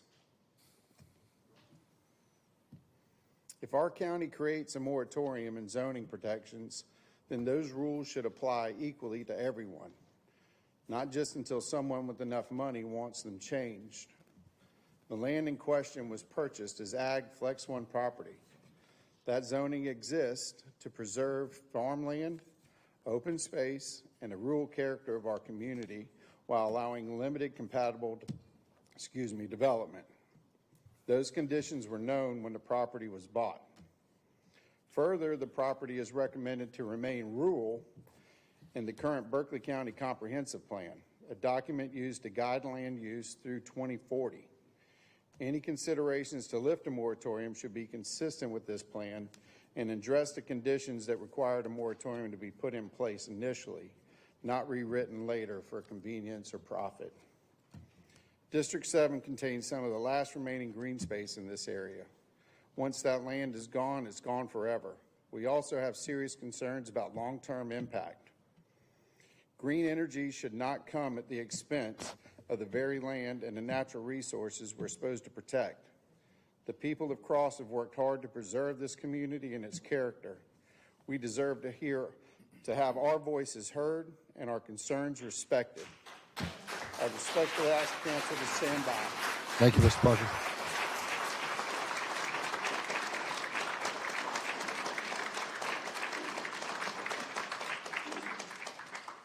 Next up, welcome Matt Hoover.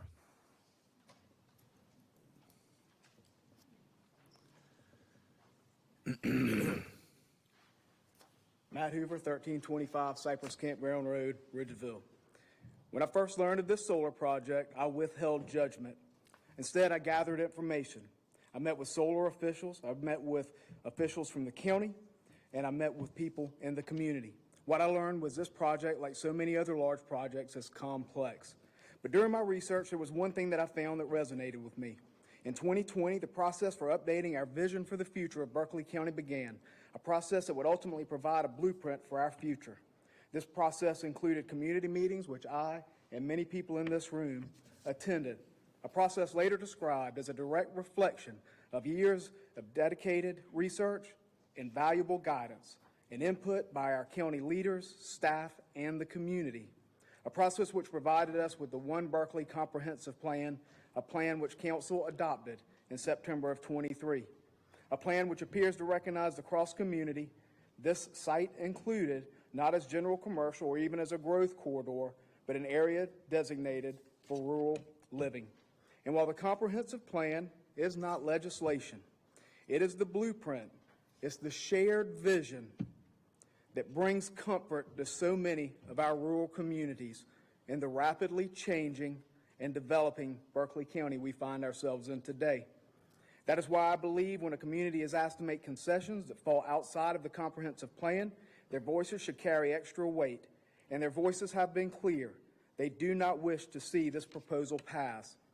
That is why I would ask County Council to lean heavily on the work that has been done already, look to the One Berkeley Comprehensive Plan for guidance, and vote against lifting this moratorium.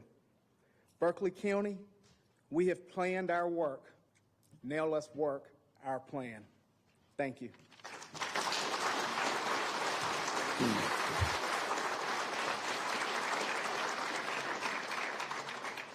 Thank you, Mr. Hoover. Next up, welcome Hazel Davis, Hazel Lee Davis.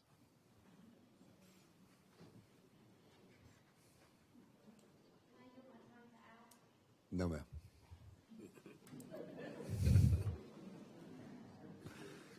Okay, I'm going at this in a little bit different angle. I'm a lifetime resident of Cross, South Carolina, 561 Chocolate Lab Lane. Our family has owned several businesses in the Cross area, Black's Camp being one of them. I'm asking for council to support Caldwell Pinckney District 7 and our county supervisor, Johnny Cribb. You were elected by the people for the people, and I'm asking and I'm pleading and I've been praying that y'all will take this into consideration and vote no to the moratorium. Cross is dear and near to my heart. Our community does not want this, and I feel like the council should do what we are asking to do, because y'all are here. We voted y'all in. It wasn't like y'all, just didn't y'all got here on your own merit. You were voted in, and I'm just asking for you to take us into consideration. And when you rest at night and you say your prayers, I'm praying that you will think about the people in our community and not vote because of a dollar or because of some backdoor deal. Thank you.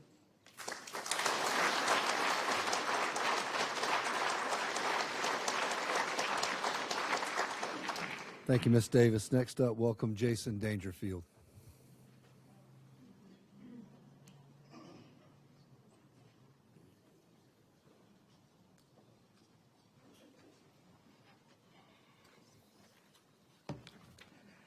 Good afternoon or good evening. My name is Jason Dangerfield. I live at 271 Lazy Hill Road in Monk's Corner. I stand before you tonight as a property owner. Growth came towards my family land over decades. Road improvements, neighborhoods were built around us, and the county grew in our direction. My family is asking for fair consideration through the proper processes. Private property rights matter. They matter when someone wants to keep their land the way it is, and they matter just as much when a family seeks responsible uses of their land that they have stewarded for almost 200 years. Fairness matters, not just to me, but for any property owner in Berkeley County who may one day stand before you in the same position. Our team has listened to concerns from residents and council.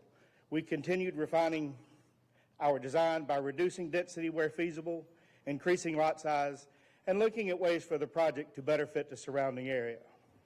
We're also open to working with council through a development agreement to provide clear expectations on buffers, stormwater, traffic improvements, and project quality.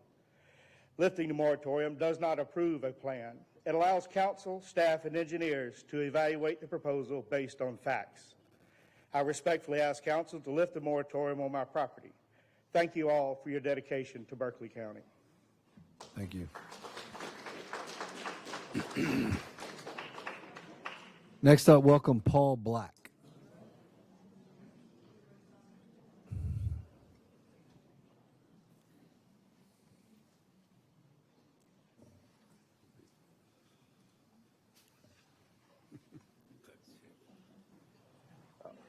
Hi, County.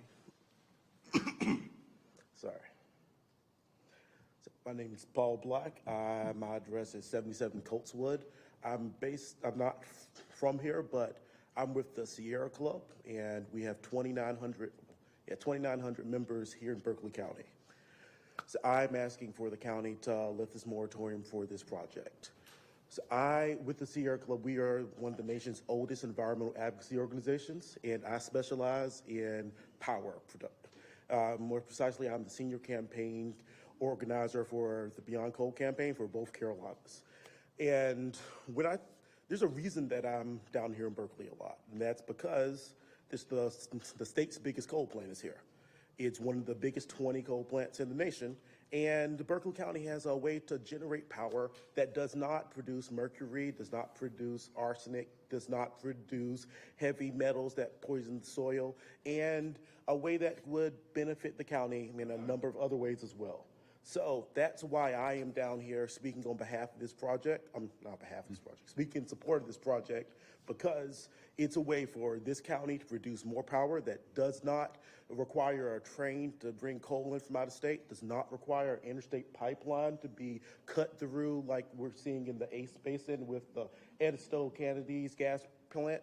This is a way to produce power here in South Carolina, here in Berkeley County, that can be used by the county that does not have these drastic negative environmental consequences. So that's why I'm down here today to speak in support of this. And I want to just wholeheartedly express my desire, hopes that the county will benefit from this project for years to come.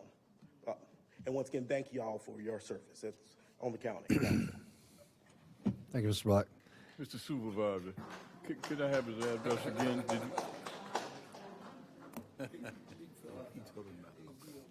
Next up, welcome Terry Lynn Glenn.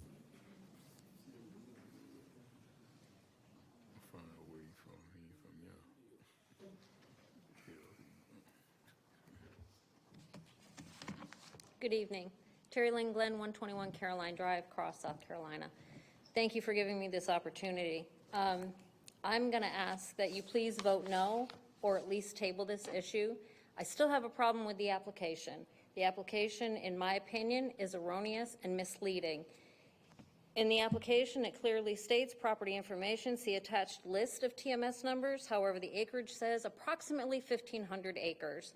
I understand that on the agenda for tonight is to propose to lift the moratorium, but that's for 7,521 acres, 21.79 acres. Why is that not listed on the application? It lists the 3 TMS numbers, but the actual number that they placed in for acreage only says approximately 1,500. So if we're going to lift this moratorium, it should only be for the approximately 1,500, not the 7,521.79 in its totality. That's my, that's all I have to say.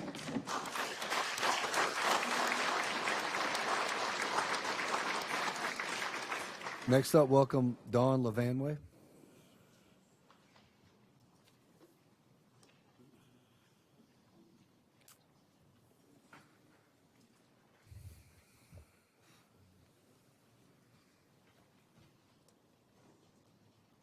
Dawn Levanway, 315 Yellow Jasmine Court.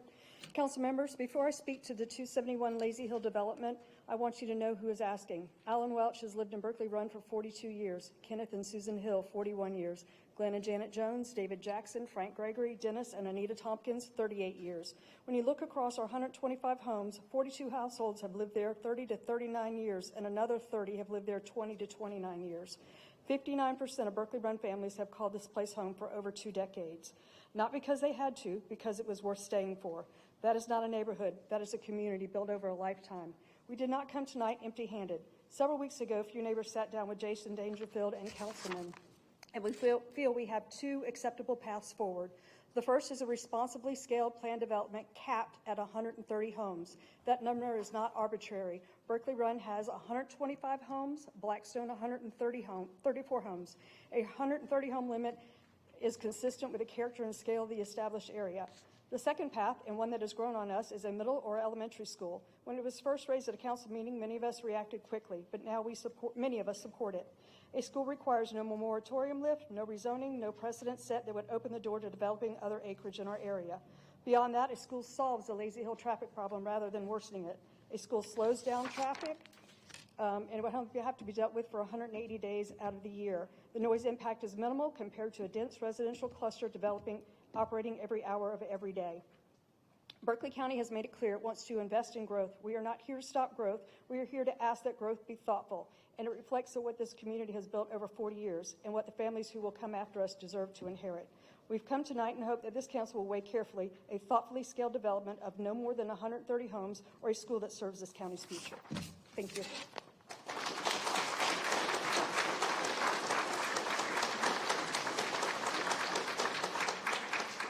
Next up, welcome Tori Casso. Casso or Queso? Queso, sorry. The cheese dip. Good evening, members of the council. I am Tori Queso from RWE, speaking on behalf of Sandy Run Solar, located off Ranger Drive and Mickey Road. I have been working on this project over the past 2 years, and we value the conversations our team has had with the Cross community and county residents, school leaders, nonprofits, businesses, and county staff and leaders.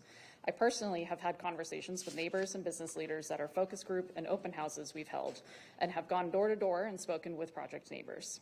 RWE is committed to being a long-term partner in Berkeley County through programs such as our Energy Credit Program, partnerships with schools, and support for community nonprofits. We've heard a lot about this project, and I want to speak to some of the incorrect information you've heard. The solar panels for Sandy Run will be located more than a mile from public right-of-ways. The access road to where the facility will be constructed is heavily wooded, and it will remain that way. Solar is a low-impact use of this land. It will complement and respect the rural character of Cross. Other potential uses of this property would not be as low impact. Once operational, the community will not know the project is operating. It will create no smell, dust, or emissions, and no noise will be created beyond the project line. There will be no increased traffic, students in schools, or drain on county services.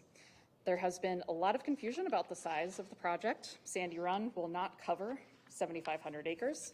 For the planned development rezoning, the project will submit a development plan for only approximately 1,500 acres. Only the plan approved through the rezoning process can be constructed.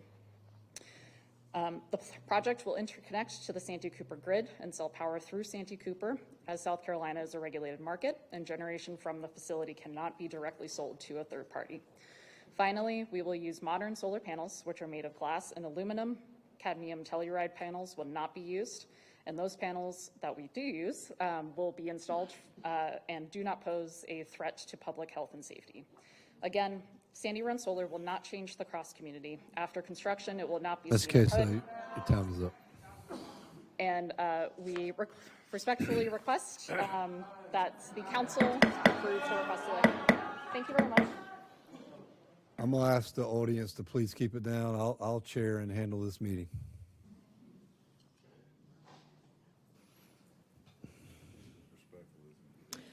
Next up, welcome Brianna Carroll.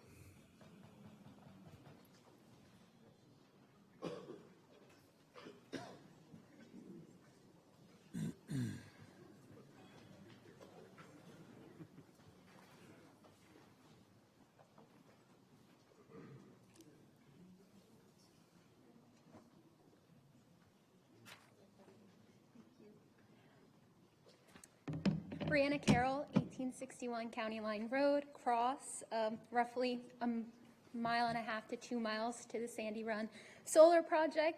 I've never met that lady ever, so I don't even know who she is. And I can promise you, I would be able to see the project through my tree line. It's on a logging company. They cut down trees every single day. I hear the machines in my backyard. Anyway, I just want to let you guys know who RWE is. They do not have an owner. They are run by shareholders. Those shareholders are Vanguard and BlackRock, being the top two, and the country of Qatar in the Middle East. BlackRock and Vanguard, they are Microsoft, Amazon, Google, just to name a few. RWE is a business entity. They are not a company that cares about Cross. Let's see, they don't care about our life. They just see our area on a map and they want to fill it. With every single name I read off, they all have one common interest, and that is AI and data centers. Private sectors are not transparent. If they give you a business card, don't take it. They won't answer. We've tried. RWE is not what Cross needs. They are just a Trojan horse for these larger companies, and we don't want them here. Thank you.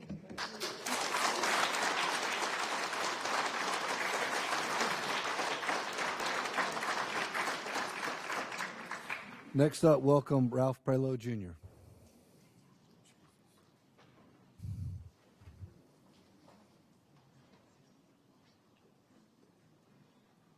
Good evening, Council. Ralph Prelo, 145 Bryant Drive, St. Stephen, South Carolina. I'm here to talk about, I'm going to change it up a little bit. I think you've seen all the stats and accolades when it comes to the solar farm project. But I want to talk about what does it mean to be a true representative. A true representative is a person, or all of you that have been elected by people to speak on their behalf, to share their interests. And I have watched, over the past couple of weeks, we talked about this solar farm project, and I've watched Supervisor Cribb said that he is not in support. I've watched Councilman Pinckney said they are not in support of it. I'm going to ask everybody on this council tonight, when they vote, to remember Councilman Pinckney. And as a person that came to county council meetings for the last 4 years, I've watched him support each and every one of you when it came down to your Pacific District. Councilman West, when the Lazy Hill project came and all these people did not want it, you asked to postpone. He supported you. Councilman Newell, I'm asking you, when you had a development in your district, you said you sat on the front porch and watched traffic go by and said this development could not be in this district. Councilman Pinckney supported you. I'm asking you, he has done his due diligence. These people have spoken. I'm asking you to support him. And as President Lincoln said in his Gettysburg Address in 1863, he said, what type of government do we want? He said, we need a government that's of the people, for the people, and by the people. What type of representative are you going to be tonight? If you're going to be a good representative of the people, for the people, and by the people, then I know you will vote no tonight. Thank you.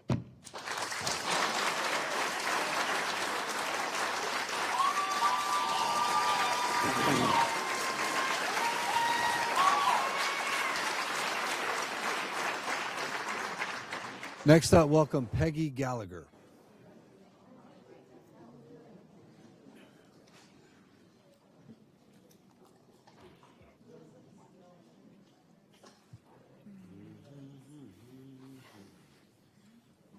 My name's Peggy Gallagher, and I live at 102 Pickerel Drive off Lazy Hill Road, and I can't follow that. Say no to solar at the site, but I'm here and talk about the Lazy Hill project. I talk about Dana, and see that Dangerfield came in here. Don't forget us. I know Mr. Cribb was trying to push him to the owners to try to go within their legal rights, which is around 130 homes. We're asking you to keep it at that. Do not raise the limit there. Do not let them have almost 200 homes there. There's wetlands, there's marsh, there's a swamp there, and that's between us and Fox Bank. And you're killing off everything that's in between if you let them build almost 200 homes. We're asking you just to keep it at what he can legally have. And then just to help with everything else, I hear you talk about the limitations of 1,300 homes. Oh no, the revenue. Y'all already approved 400 extra off 52. You already approved 75 off Cypress Gardens Road. Tomorrow night, y'all have 5,500, over 5,500 units in Cane Bay they're trying to approve. So please keep Little Rule Lazy Hill Road, which is a state road full of potholes that cannot ever get to being fixed, with no red lights on either side of Cypress Gardens and Highway 17A. Keep it at the simplest 130, whatever they're talking about, to protect our neighborhood. I bought from a terrible divorce 2 acres in my little area. I don't want to be a speedway by all that's going on down there. So please, please, consider Lazy Hill, keep it as small as possible, deny the mega neighborhood for us, and then think about the rest when you start approving all these crazy neighborhoods tomorrow night and everything else. So that's all I got to say. Thank you. Thank you.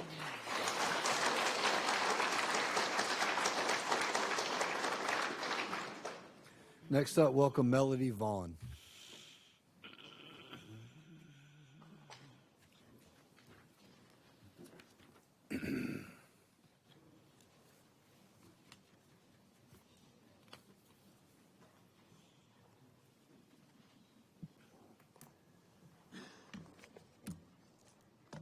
My name is Melody Vaughn. I live at 1084 Millie's Way Drive.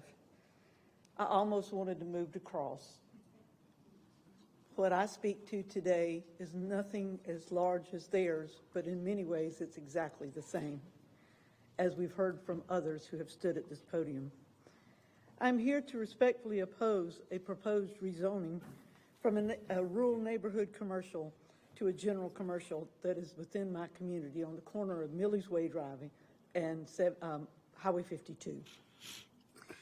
Berkeley County, as has already been mentioned, Berkeley County's own comprehensive plan, One Berkeley, makes clear that growth should be guided by infrastructure, capacity, environmental stewardship, and compatibility within existing communities. Public input identified rural character, affordability, and proximity to nature as primary reasons that residents chose to live here, just as we all have spoken of. Just as importantly, growth management and preservation of rural and historic areas ranked high in the county's top priorities. My neighborhood is designated as a rural living space and already reflects those principles. With its wooded landscape and natural buffers and nearby wetlands, it functions much like a conservation subdivision, protecting environmental resources while maintaining a quiet and low-density character. This is not incidental. It is a result of intentional planning. The proposed general commercial zoning is not compatible with this context. It would introduce a higher intensity of risk, degrading our natural buffers, increasing traffic, and fundamentally altering the rural nature of our corridor. This is inconsistent with the plan that you have already approved. Approving this rezoning would set a precedent that undermines the county's adopted smart growth framework. I am a little bit confused. Thank you, Ms. Vaughn.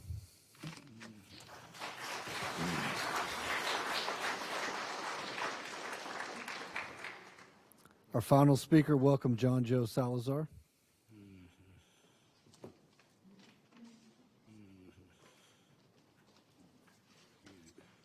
I'm John Joe Salazar. I live at 229 Lazy Hill Road, and I also own a contiguous lot at 309 Lazy Hill Road to the Lennar project on the Dangerfield property.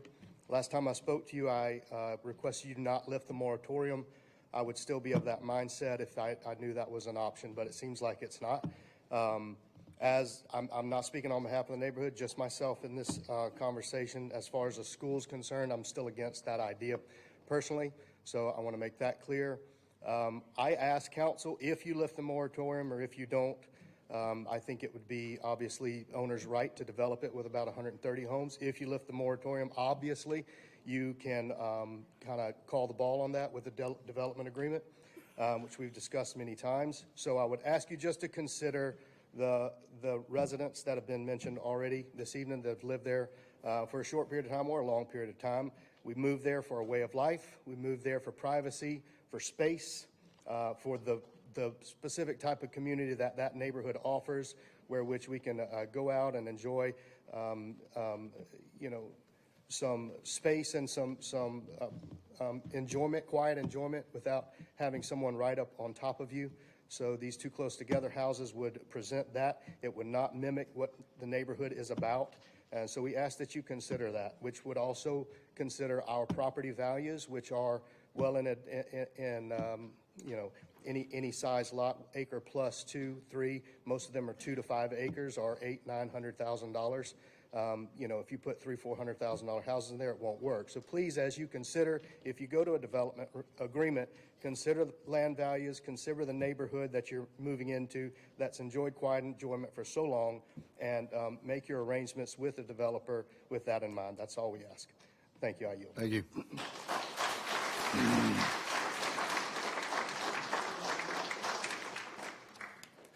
Next up, we have approval of the minutes from the executive session, public hearings, and regular council meeting held on April 27, 2026, which have all been distributed. Move for approval. Second. Are there any corrections to these minutes? All in favor, please say aye. Aye. Opposed? The minutes stand approved as presented. Next up, we have reports from standing committees. First up is Committee on Land Use, Chairman Philip Obey II, District Number 3. Mr. Chairman, the Committee on Land Use met on May 11, 2026, and earlier this evening. On recommendation of the committee, I move to approve the request for Sean Canty on behalf of Jason Dangerfield of Lazy Hill Trust to lift the large-scale development moratorium pursuant to ordinance number 23-07-40 for an intended R1 cluster subdivision R1 district proposal for TMS numbers 196-00-00-037, a plus or minus 142.41 acres, seeking to support a single-family residential development comprised of 191 dwelling units and other supportive uses in County Council District 6. Mr. Chairman, may I make some comments? Absolutely. So that's as the proposal reads now.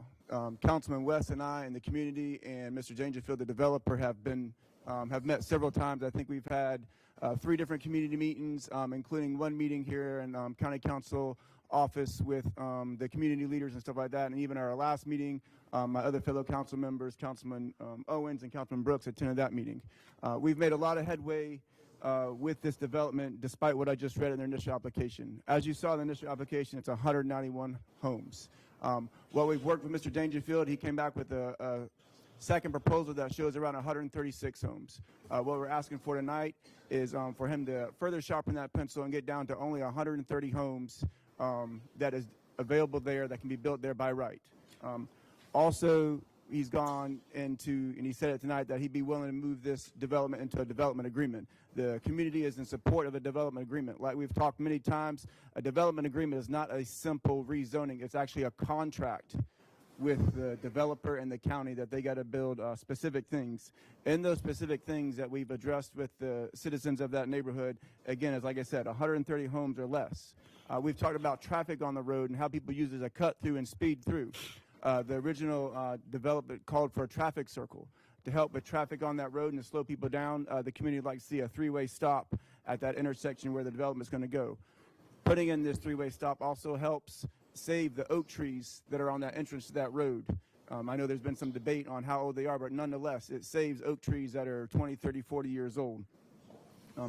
Also, as they go through and they refine this development, we've asked them to move some of the houses around so there are no houses that border Cantor Hill Lane. This will provide a greater buffer to the Lazy Hill community.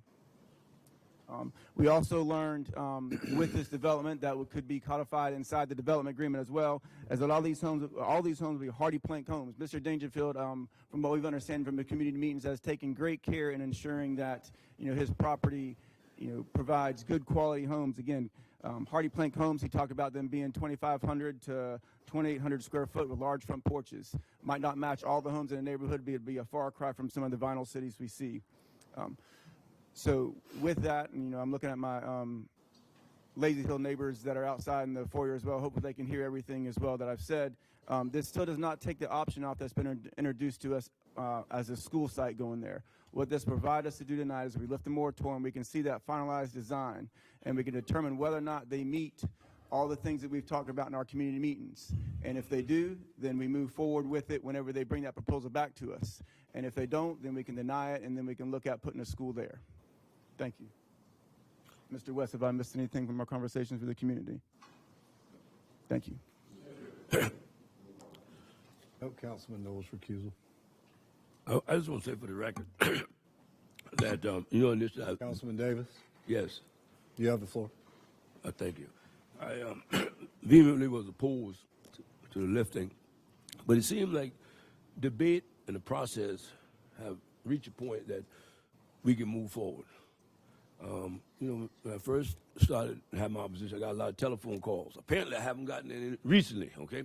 And so I say that some homework has been done, and apparently Mr. Dangerfield is a quality individual, and I think the efforts that county council members who participated in this process, I feel more comfortable now to support it, lifting up the moratorium, and let the process develop the best scenario.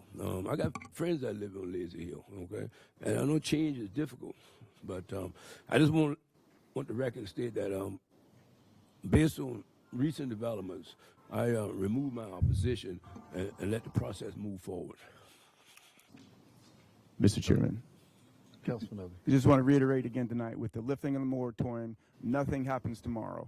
No shovels turn, no trees clear, anything like that. It just allows them to work with staff to come up with their development agreement, and then it comes back to Planning Commission and for 3 readings of council. So just note that nothing happens tomorrow. It allows them to plan for it and bring us back to design. Thank you. Mr. Chairman, Councilman Pinckney. I too voted no in lifting the moratorium. But what we've seen happen here tonight is people in government coming together for the good of all. And they have sat down at the table of reasoning. And as was stated earlier, I respect Mr. West because he knows his people and he's communicated with them and they've hit a happy medium. So with me being kind of on the outside, I'm left with no choice. I'm going to go with him and his people. So my vote has changed. That's good government. All right. Any other comments? I'll make a few comments before I call for the motion.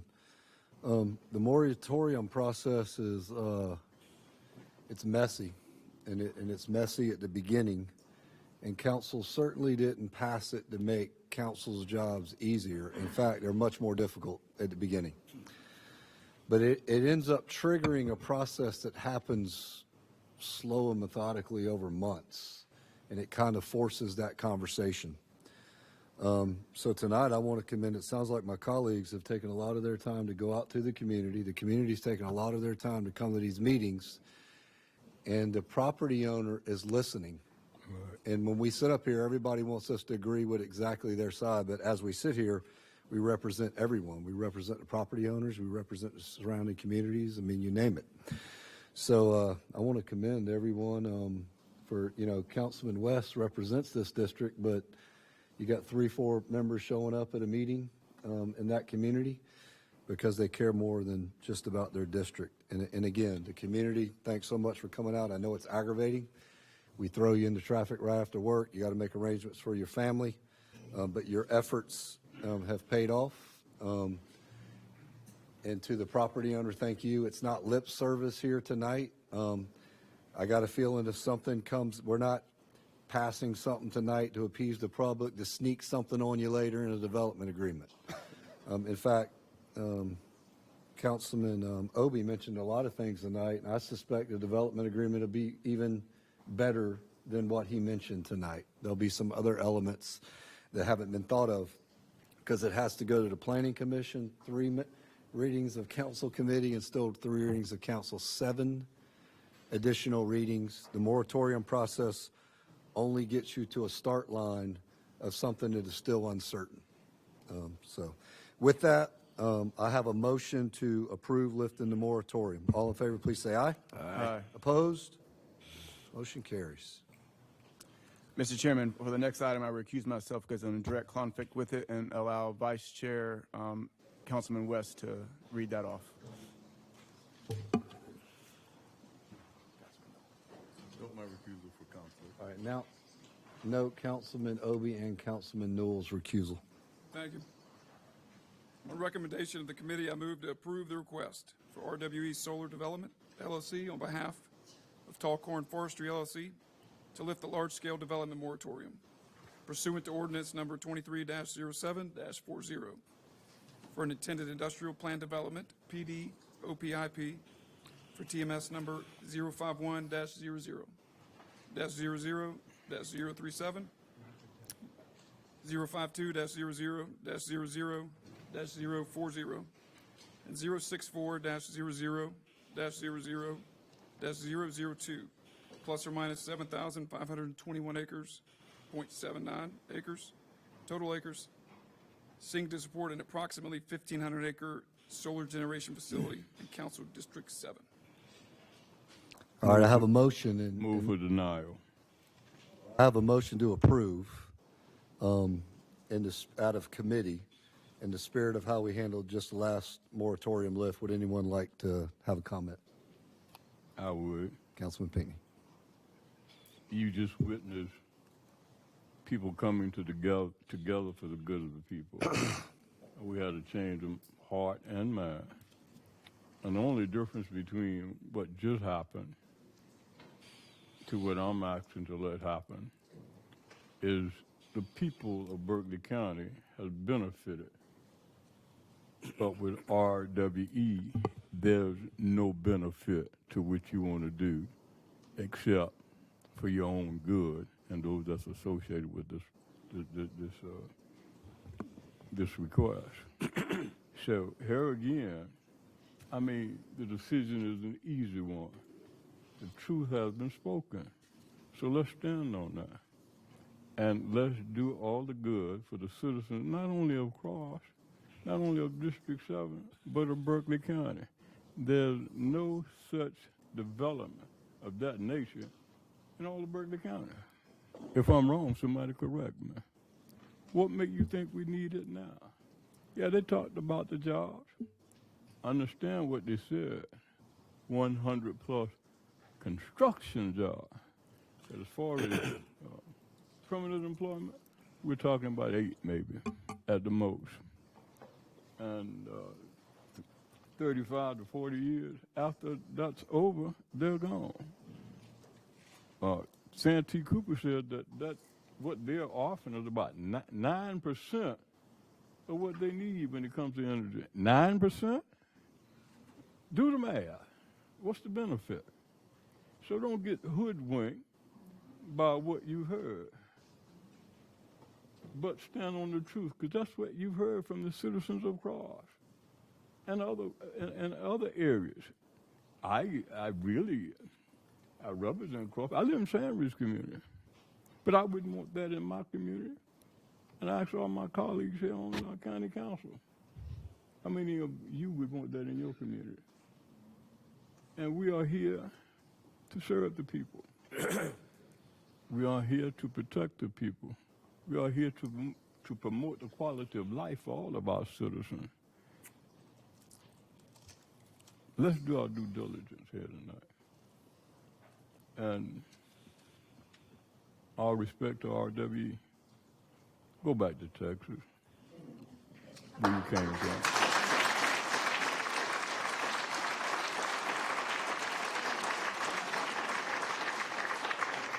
Mr. Chairman, Councilman Davis. I wanted to be clear. I've been on council 20-something years, and I think in all those years, I've only got a $200 contribution toward my campaign, okay?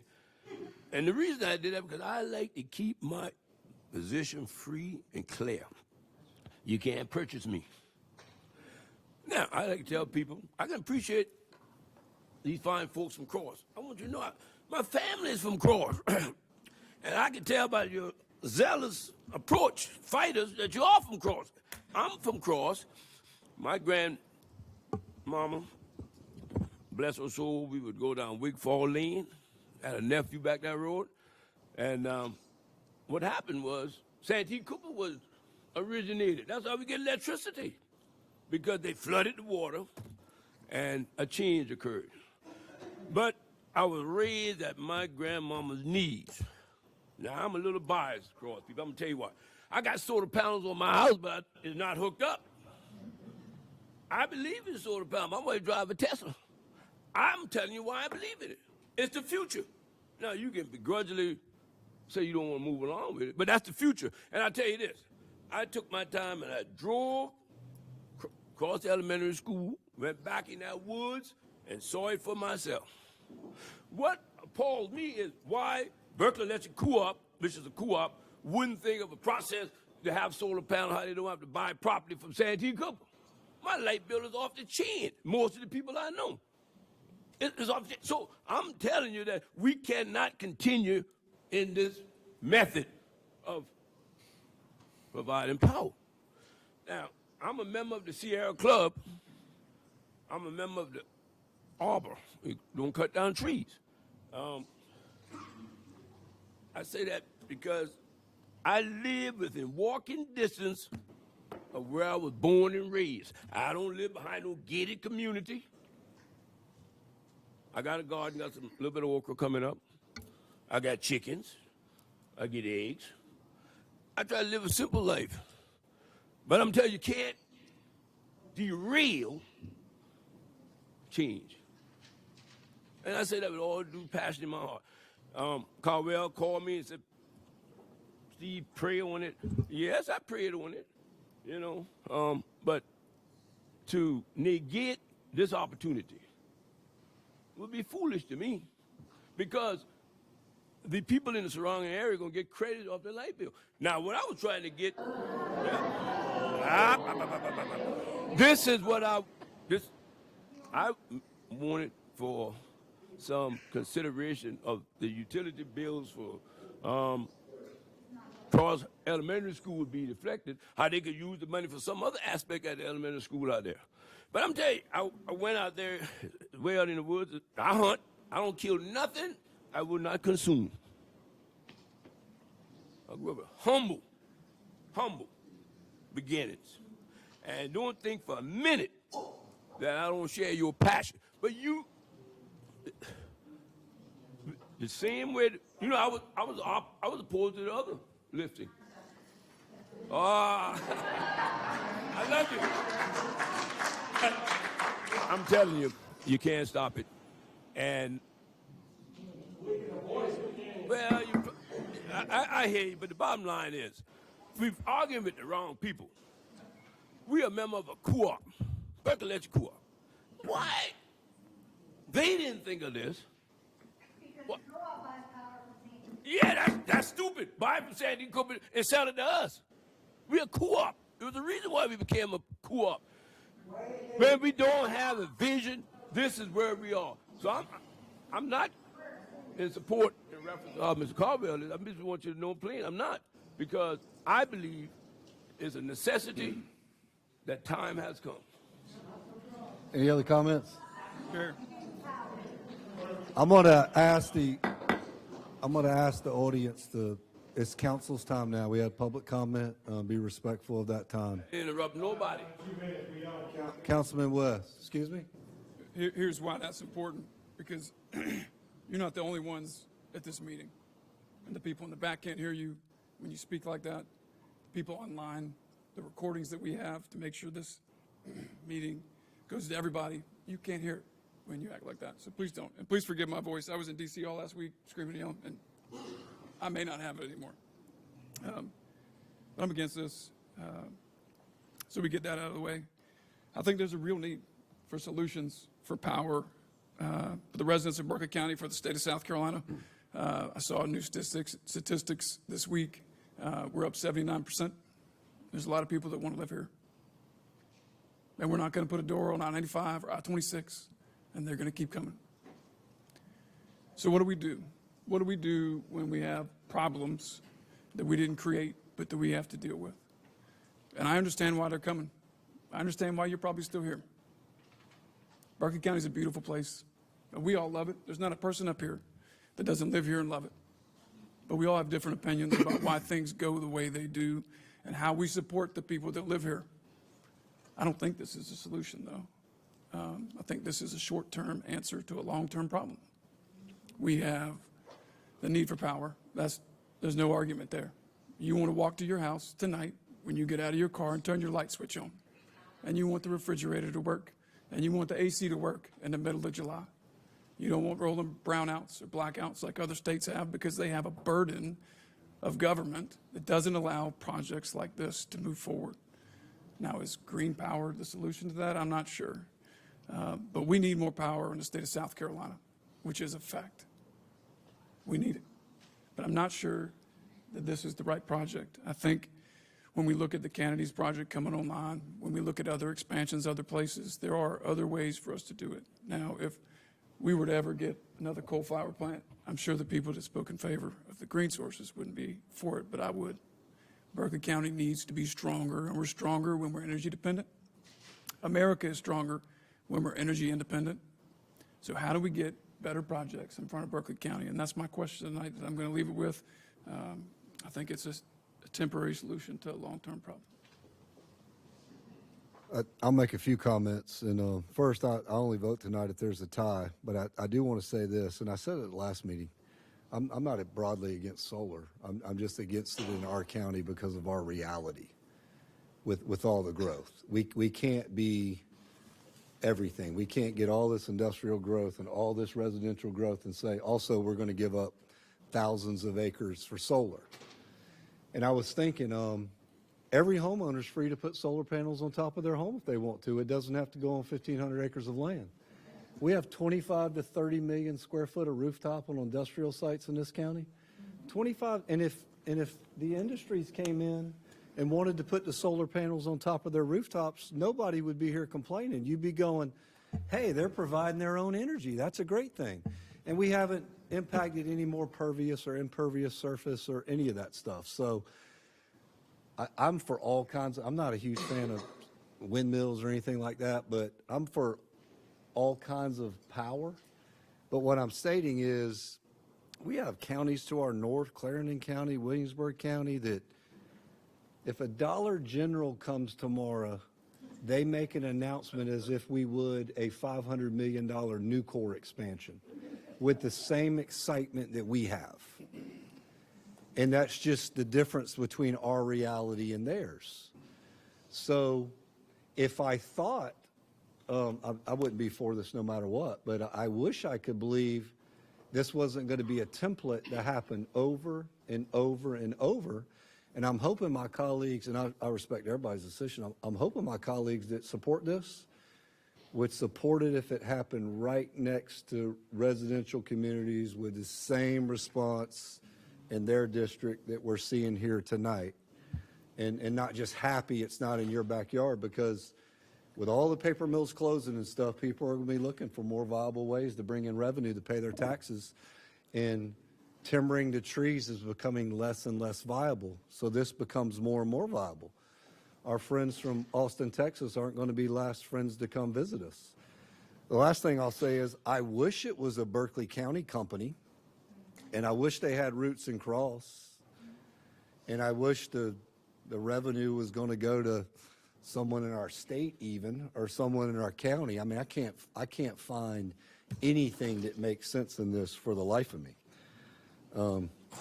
So I'll leave it at that. Again, solar power's all over the place. Put it on your home if you want to.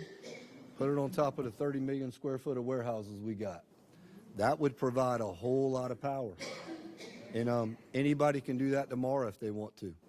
I just don't know that that's the marketing campaign or the route that folks are going. And I do know, Councilman West, in the future, and us as a county council, industries coming in need to solve their own power issues the best they can, whether it's on-site battery storage, whether it's solar on top of their buildings, you name it. We can't have a future where we're blessed to bring in new industry with some great jobs, but it makes everybody think that their power bill is going to go up and there's going to be a shortage of power, and everybody gets excited when we hear Century's going to ramp back up that aluminum plant because we need that here domestically.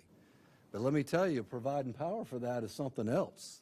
It's just not easy. So it's great jobs, and we haven't had an aluminum plant open in 2 decades in this country.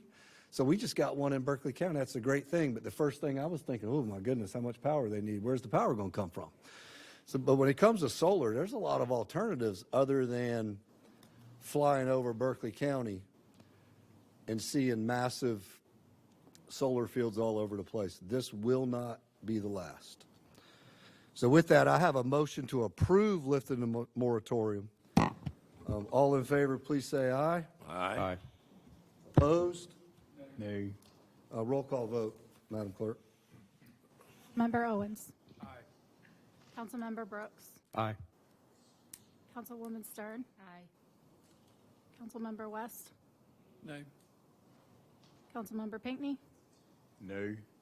Councilmember Davis. I'm going to excuse myself.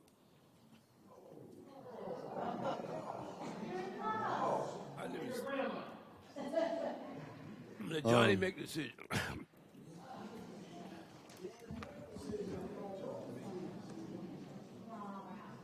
I don't want to hurt the people across. It's the best you're going to do right here.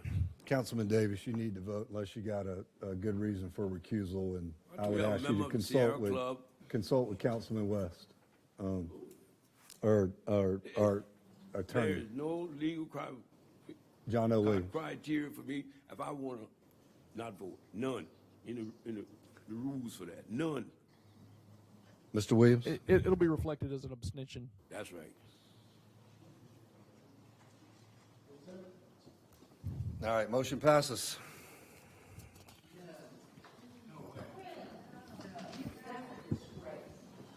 Thank you, Mr. West.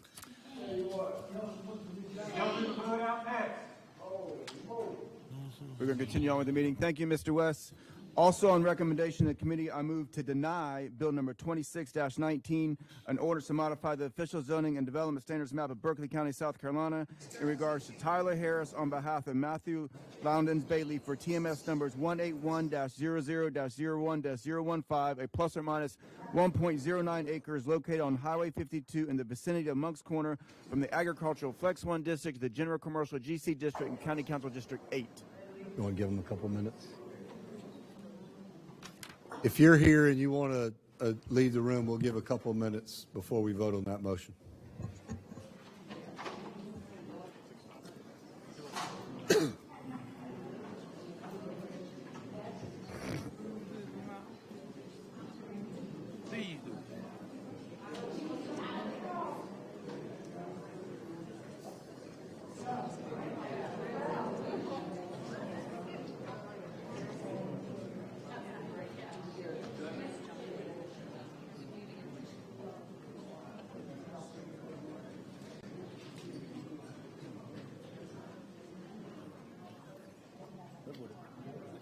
Live with it. Live with it. Weakest thing I've seen in 7.5 years. Yeah, I saw that a couple minutes ago.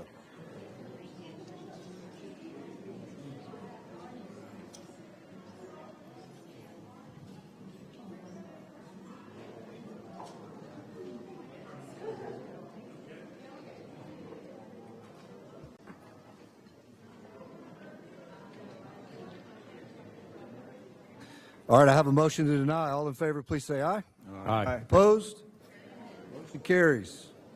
Also, on recommendation of the committee, I move to authorize the county supervisor to enter into a MOU with the City of Charleston and Clouder Creek Reserve LLC regarding a development on Clemens Ferry Road. I have a motion. All in favor, please say aye. Aye. Opposed? Motion carries. Mr. Chairman, that concludes my long report. Thank you, Councilman Obie. Next up is Committee on Justice and Public Safety, Chairman Marshall West, District Number 6. Mr. Chairman, the Committee on Justice and Public Safety met on May 11th, 2026, and earlier this evening.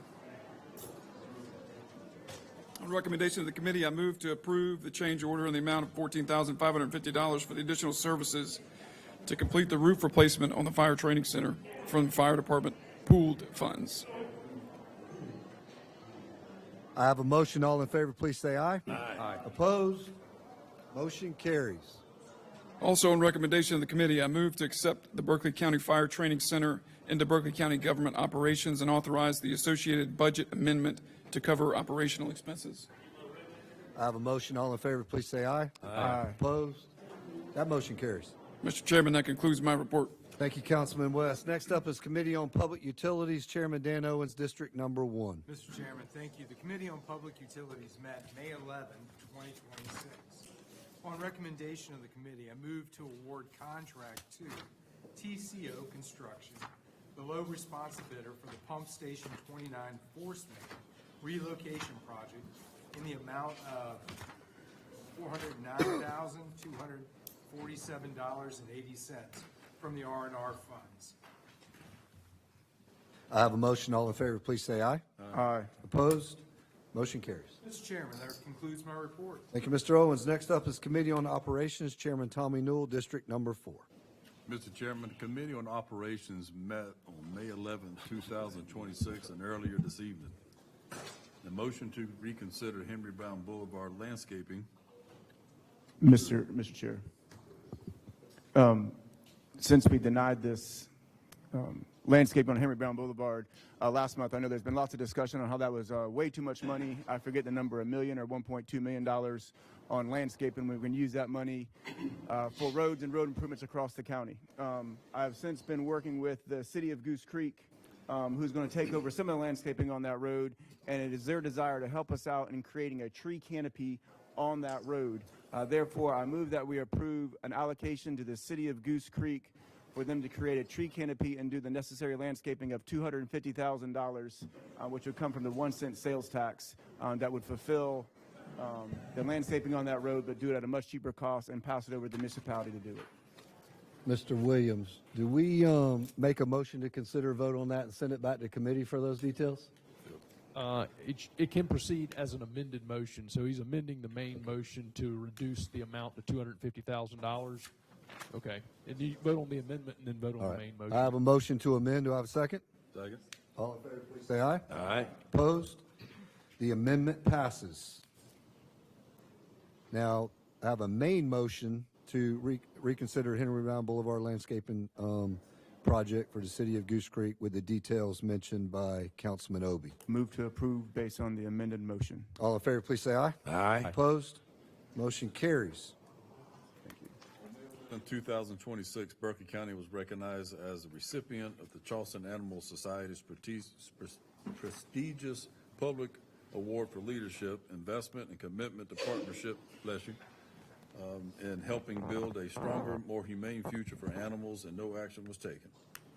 On recommendation of the committee, I move to approve change order to relocate the pedestrian crosswalk to a location safer for the pedestrians to cross Nexton Parkway extension in the amount of $76,055 to be funded from 1 cent sales tax. I have a motion. All in favor, please say aye. Aye. Opposed? Motion carries. Also on recommendation of the committee, I move to award the 1 cent sales tax resurfacing contract to Sanders Brothers in the amount of $12,102,231.52. I have a motion. All in favor, please say aye. Aye. Opposed? Motion carries. And they have rounded up. Mr. Chairman, that concludes my report. Thank you, Councilman Newell. Next up is Committee on Community Services, Chairman Steve Davis, District Number 8. Mr. Chairman, the Committee on Community Service met on May 11th, 2026, and earlier this evening, on recommendation of the committee, I moved to approve the draft consolidated plan and annual action plan and accept any public comment submitted through the public comment period. I have a motion. All in favor, please say aye. Aye. Opposed? Motion carries. Also, on recommendation of the committee, I move to approve to move forward with change orders PCO-03 and PCO-06 for the 41 Waller Community Center in the amount of $3,047 to be expended from the ARPA funds. I have a motion. All in favor, please say aye. Aye. Opposed? Motion carries. Mr. Chairman, that concludes my report. Thank you, Councilman Davis. Next up is Committee on Administrative Services, Chairman Jared Brooks, District Number 2. Mr. Chairman, no report. Thank you, Mr. Brooks. Next up is Committee on Auxiliary Services, Chairman Caldwell Pinckney Jr., District Number 7. Mr. Chairman, no report. Thank you, Mr. Pinckney. Next up is Committee on Finance, Chairwoman Amy Stern, District Number 5. Mr. Chairman, the Committee on Finance met earlier this evening. On recommendation of the committee, I move to accept the third quarter financial reports as discussed in committee. Motion. All in favor, please say aye. Aye. Opposed? Motion carries. Next, we received a budget presentation and no action was taken. Also, on recommendation of the committee, I move to approve the Berkeley County Tourism Advertising Grant 2026 award as discussed in committee. I have a motion. All in favor, please say aye. Opposed? Motion carries. Also, on recommendation of the committee, I move to approve the Berkeley County Waterfront Park, previously Mega Boat Landing, change order as discussed in committee. I have a motion. All in favor, please say aye. Aye. Opposed? Motion carries. Recommendation of the committee, I move to approve awarding a contract for pre-employment and occupational medical services to Roper St. Francis Occupational Med and Low Country Drug Screening as discussed in committee. I have a motion. All in favor, please say aye. Aye. Opposed? Motion carries. Also on recommendation of the committee, I move to approve the transfer of funds from Sangaree Special Tax District Fund balance for improvements for the Sangaree Veterans Memorial as discussed in committee. I have a motion. All in favor, please say aye. Aye. Opposed? Motion carries. Did y'all see the picture that we provided for that Veterans Park for Sangaree? I did. That's what's going to be built? Me and ChatGPT, boy, we like that. It's costing us a lot of money, Councilman. Also on recommendation of the committee, I move to approve AFI discretionary. Sure. Yeah. Oh, well then, Without objection, would you mind, or can I get a motion to combine items 7, 8, 9, 10, 11, and 12? So, or second. So moved. Marshall Second. would object. all in favor? On recommendation committee, I move to approve. All those. All of 7 through 10 12. 12. as discussed in committee. All right, I have a motion. All in favor, please say aye. Aye. Opposed? Motion carries. Mr. Chairman, that concludes my report. Thank you, Councilwoman Stern. Next up, we have third reading. Bill number 25-24, an ordinance to modify the official zoning and development standards maps of Berkeley County, South Carolina in regard to Sam Black of Reliance Development in Council District 6 on behalf of James Roy Fitty Jr. for TMS number 161-14-00-041, located on Blacktown Road, New Place, in the vicinity of Moncks Corner, from the Agricultural Flex Move 1 approval. District. Second. Motion and second. Any discussion? All in favor, please say aye. Aye. Opposed? Motion carries. Next up is Bill number 26-12, also in Council District 6, an ordinance to modify the official zoning and development standards maps of Berkeley County, South Carolina in regard to Katrina Carpenter on behalf of Jeans Angels for TMS Move number approval. 16. Second. Have a motion and second. Any discussion? All in favor, please say aye. Aye. Opposed? Motion carries. Next is Bill number 26-13, an ordinance to modify the official Move zoning and approval. development standards maps of Berkeley. Move approval. Have a motion and second. Any discussion? All in favor, please say aye. Aye. Opposed? Motion carries. Next up is Bill number 26-14. Move approval. Motion and second. Any discussion? All in favor, please say aye. Aye. Opposed? Motion carries. Next up, we have second reading starting in Council District 2. Is Bill number 26-16? Did you make a motion? Move for approval. I'm sorry. I have a motion to approve. Do I have a second? Second. Any discussion? All in favor, please say aye. Aye. Opposed? Motion carries. Next up is Bill number 26-17. Move for approval. I have a Second. motion to approve in a second. Any discussion? All in favor, please say aye. Aye. Opposed? Motion carries. Next is Bill number 26-18. Move for approval. Second. I have a motion and a second. Any discussion? All in favor, please say aye. Aye. Opposed? Nay. Motion carries. Next up is Bill number 26-20. Move for approval. Have a motion and a second. Any discussion? All in favor, please say aye. Aye. Opposed? Motion carries. Without objection, I'll make a motion to combine bills number 26-21, 26-22, 26-23, 26-24, 26-25, 26-26. A second? All in favor, please say aye. Aye. Opposed? Motion carry. Mr. Chairman, on bill number 2618, I'm a yea. No, 26, which one? 2618, We already voted on that. Well, but I was a nay. I have it. she got it. I have your name. Yes. That's the water recovery thing, right? Correct. All right, now we're going to vote on the combined motion that, to approve bills number 26-21, 22, 23, 24, 25, 26, and That's it. 26. Have a motion? So moved. Second. Second, any discussion? All in favor, please say aye. Aye. Opposed? Motion carries. Next up is bill number 26-27, an ordinance authorizing the execution and delivery of a FELO agreement by and between Berkeley County, South Carolina and Berkeley County Second. Biomed. I have a motion and a second. Any discussion? All in favor, please say aye. Aye. Opposed? Motion carries. Next up, we have first reading. Bills for first reading are not discussed or voted upon. The bills are read into the record by title only and thereafter sent to the proper committee for further consideration. Bill number 26-28, an ordinance to amend the text of the Berkeley Interstate Site Plan Development Office Park Industrial Park guidelines in regard to Seaman Whiteside and Associates on behalf of Dustoff 22 LLC for the parcels identified by TMS numbers 220-00-02-020, 220-00-02-153, 220-00-02-056, 221-00-00-002, and 221-00-00-003, 220-00-02-115, and 220-00-02-156, plus or minus 308 total acres located on Business Park Road and Newfield Drive in Vicinity of Somerville from the purposes of restructuring dimensional and density standards, use allowances, and other criteria in Council District 7. Bill number 26-30 is an ordinance to modify the official zoning and development standards maps of Berkeley County, South Carolina in regard to David E. and Barbara Ann Rogers survivorship for TMS number 103-00-01-018, plus or minus 4 acres located on North Highway 52 in Millie's Way Drive in the Santee Circle community from the Rural Neighborhood Commercial District to the General Commercial District in Council District 8. Next, we have nominations for memberships on boards and commissions. Do we have any nominations this evening? Yes, sir. Councilman Newell.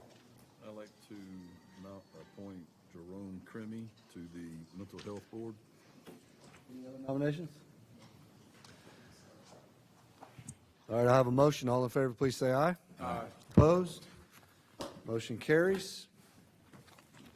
Next up is chairman's time. I don't have anything this evening.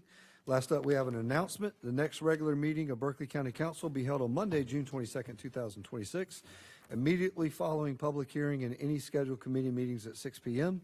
at the Berkeley County Administration Building, 1003 North Highway 52, Monk's Corner. I'll entertain a motion to adjourn. So moved. Do I have a second? All in favor, please say aye. Aye. Opposed? We are adjourned.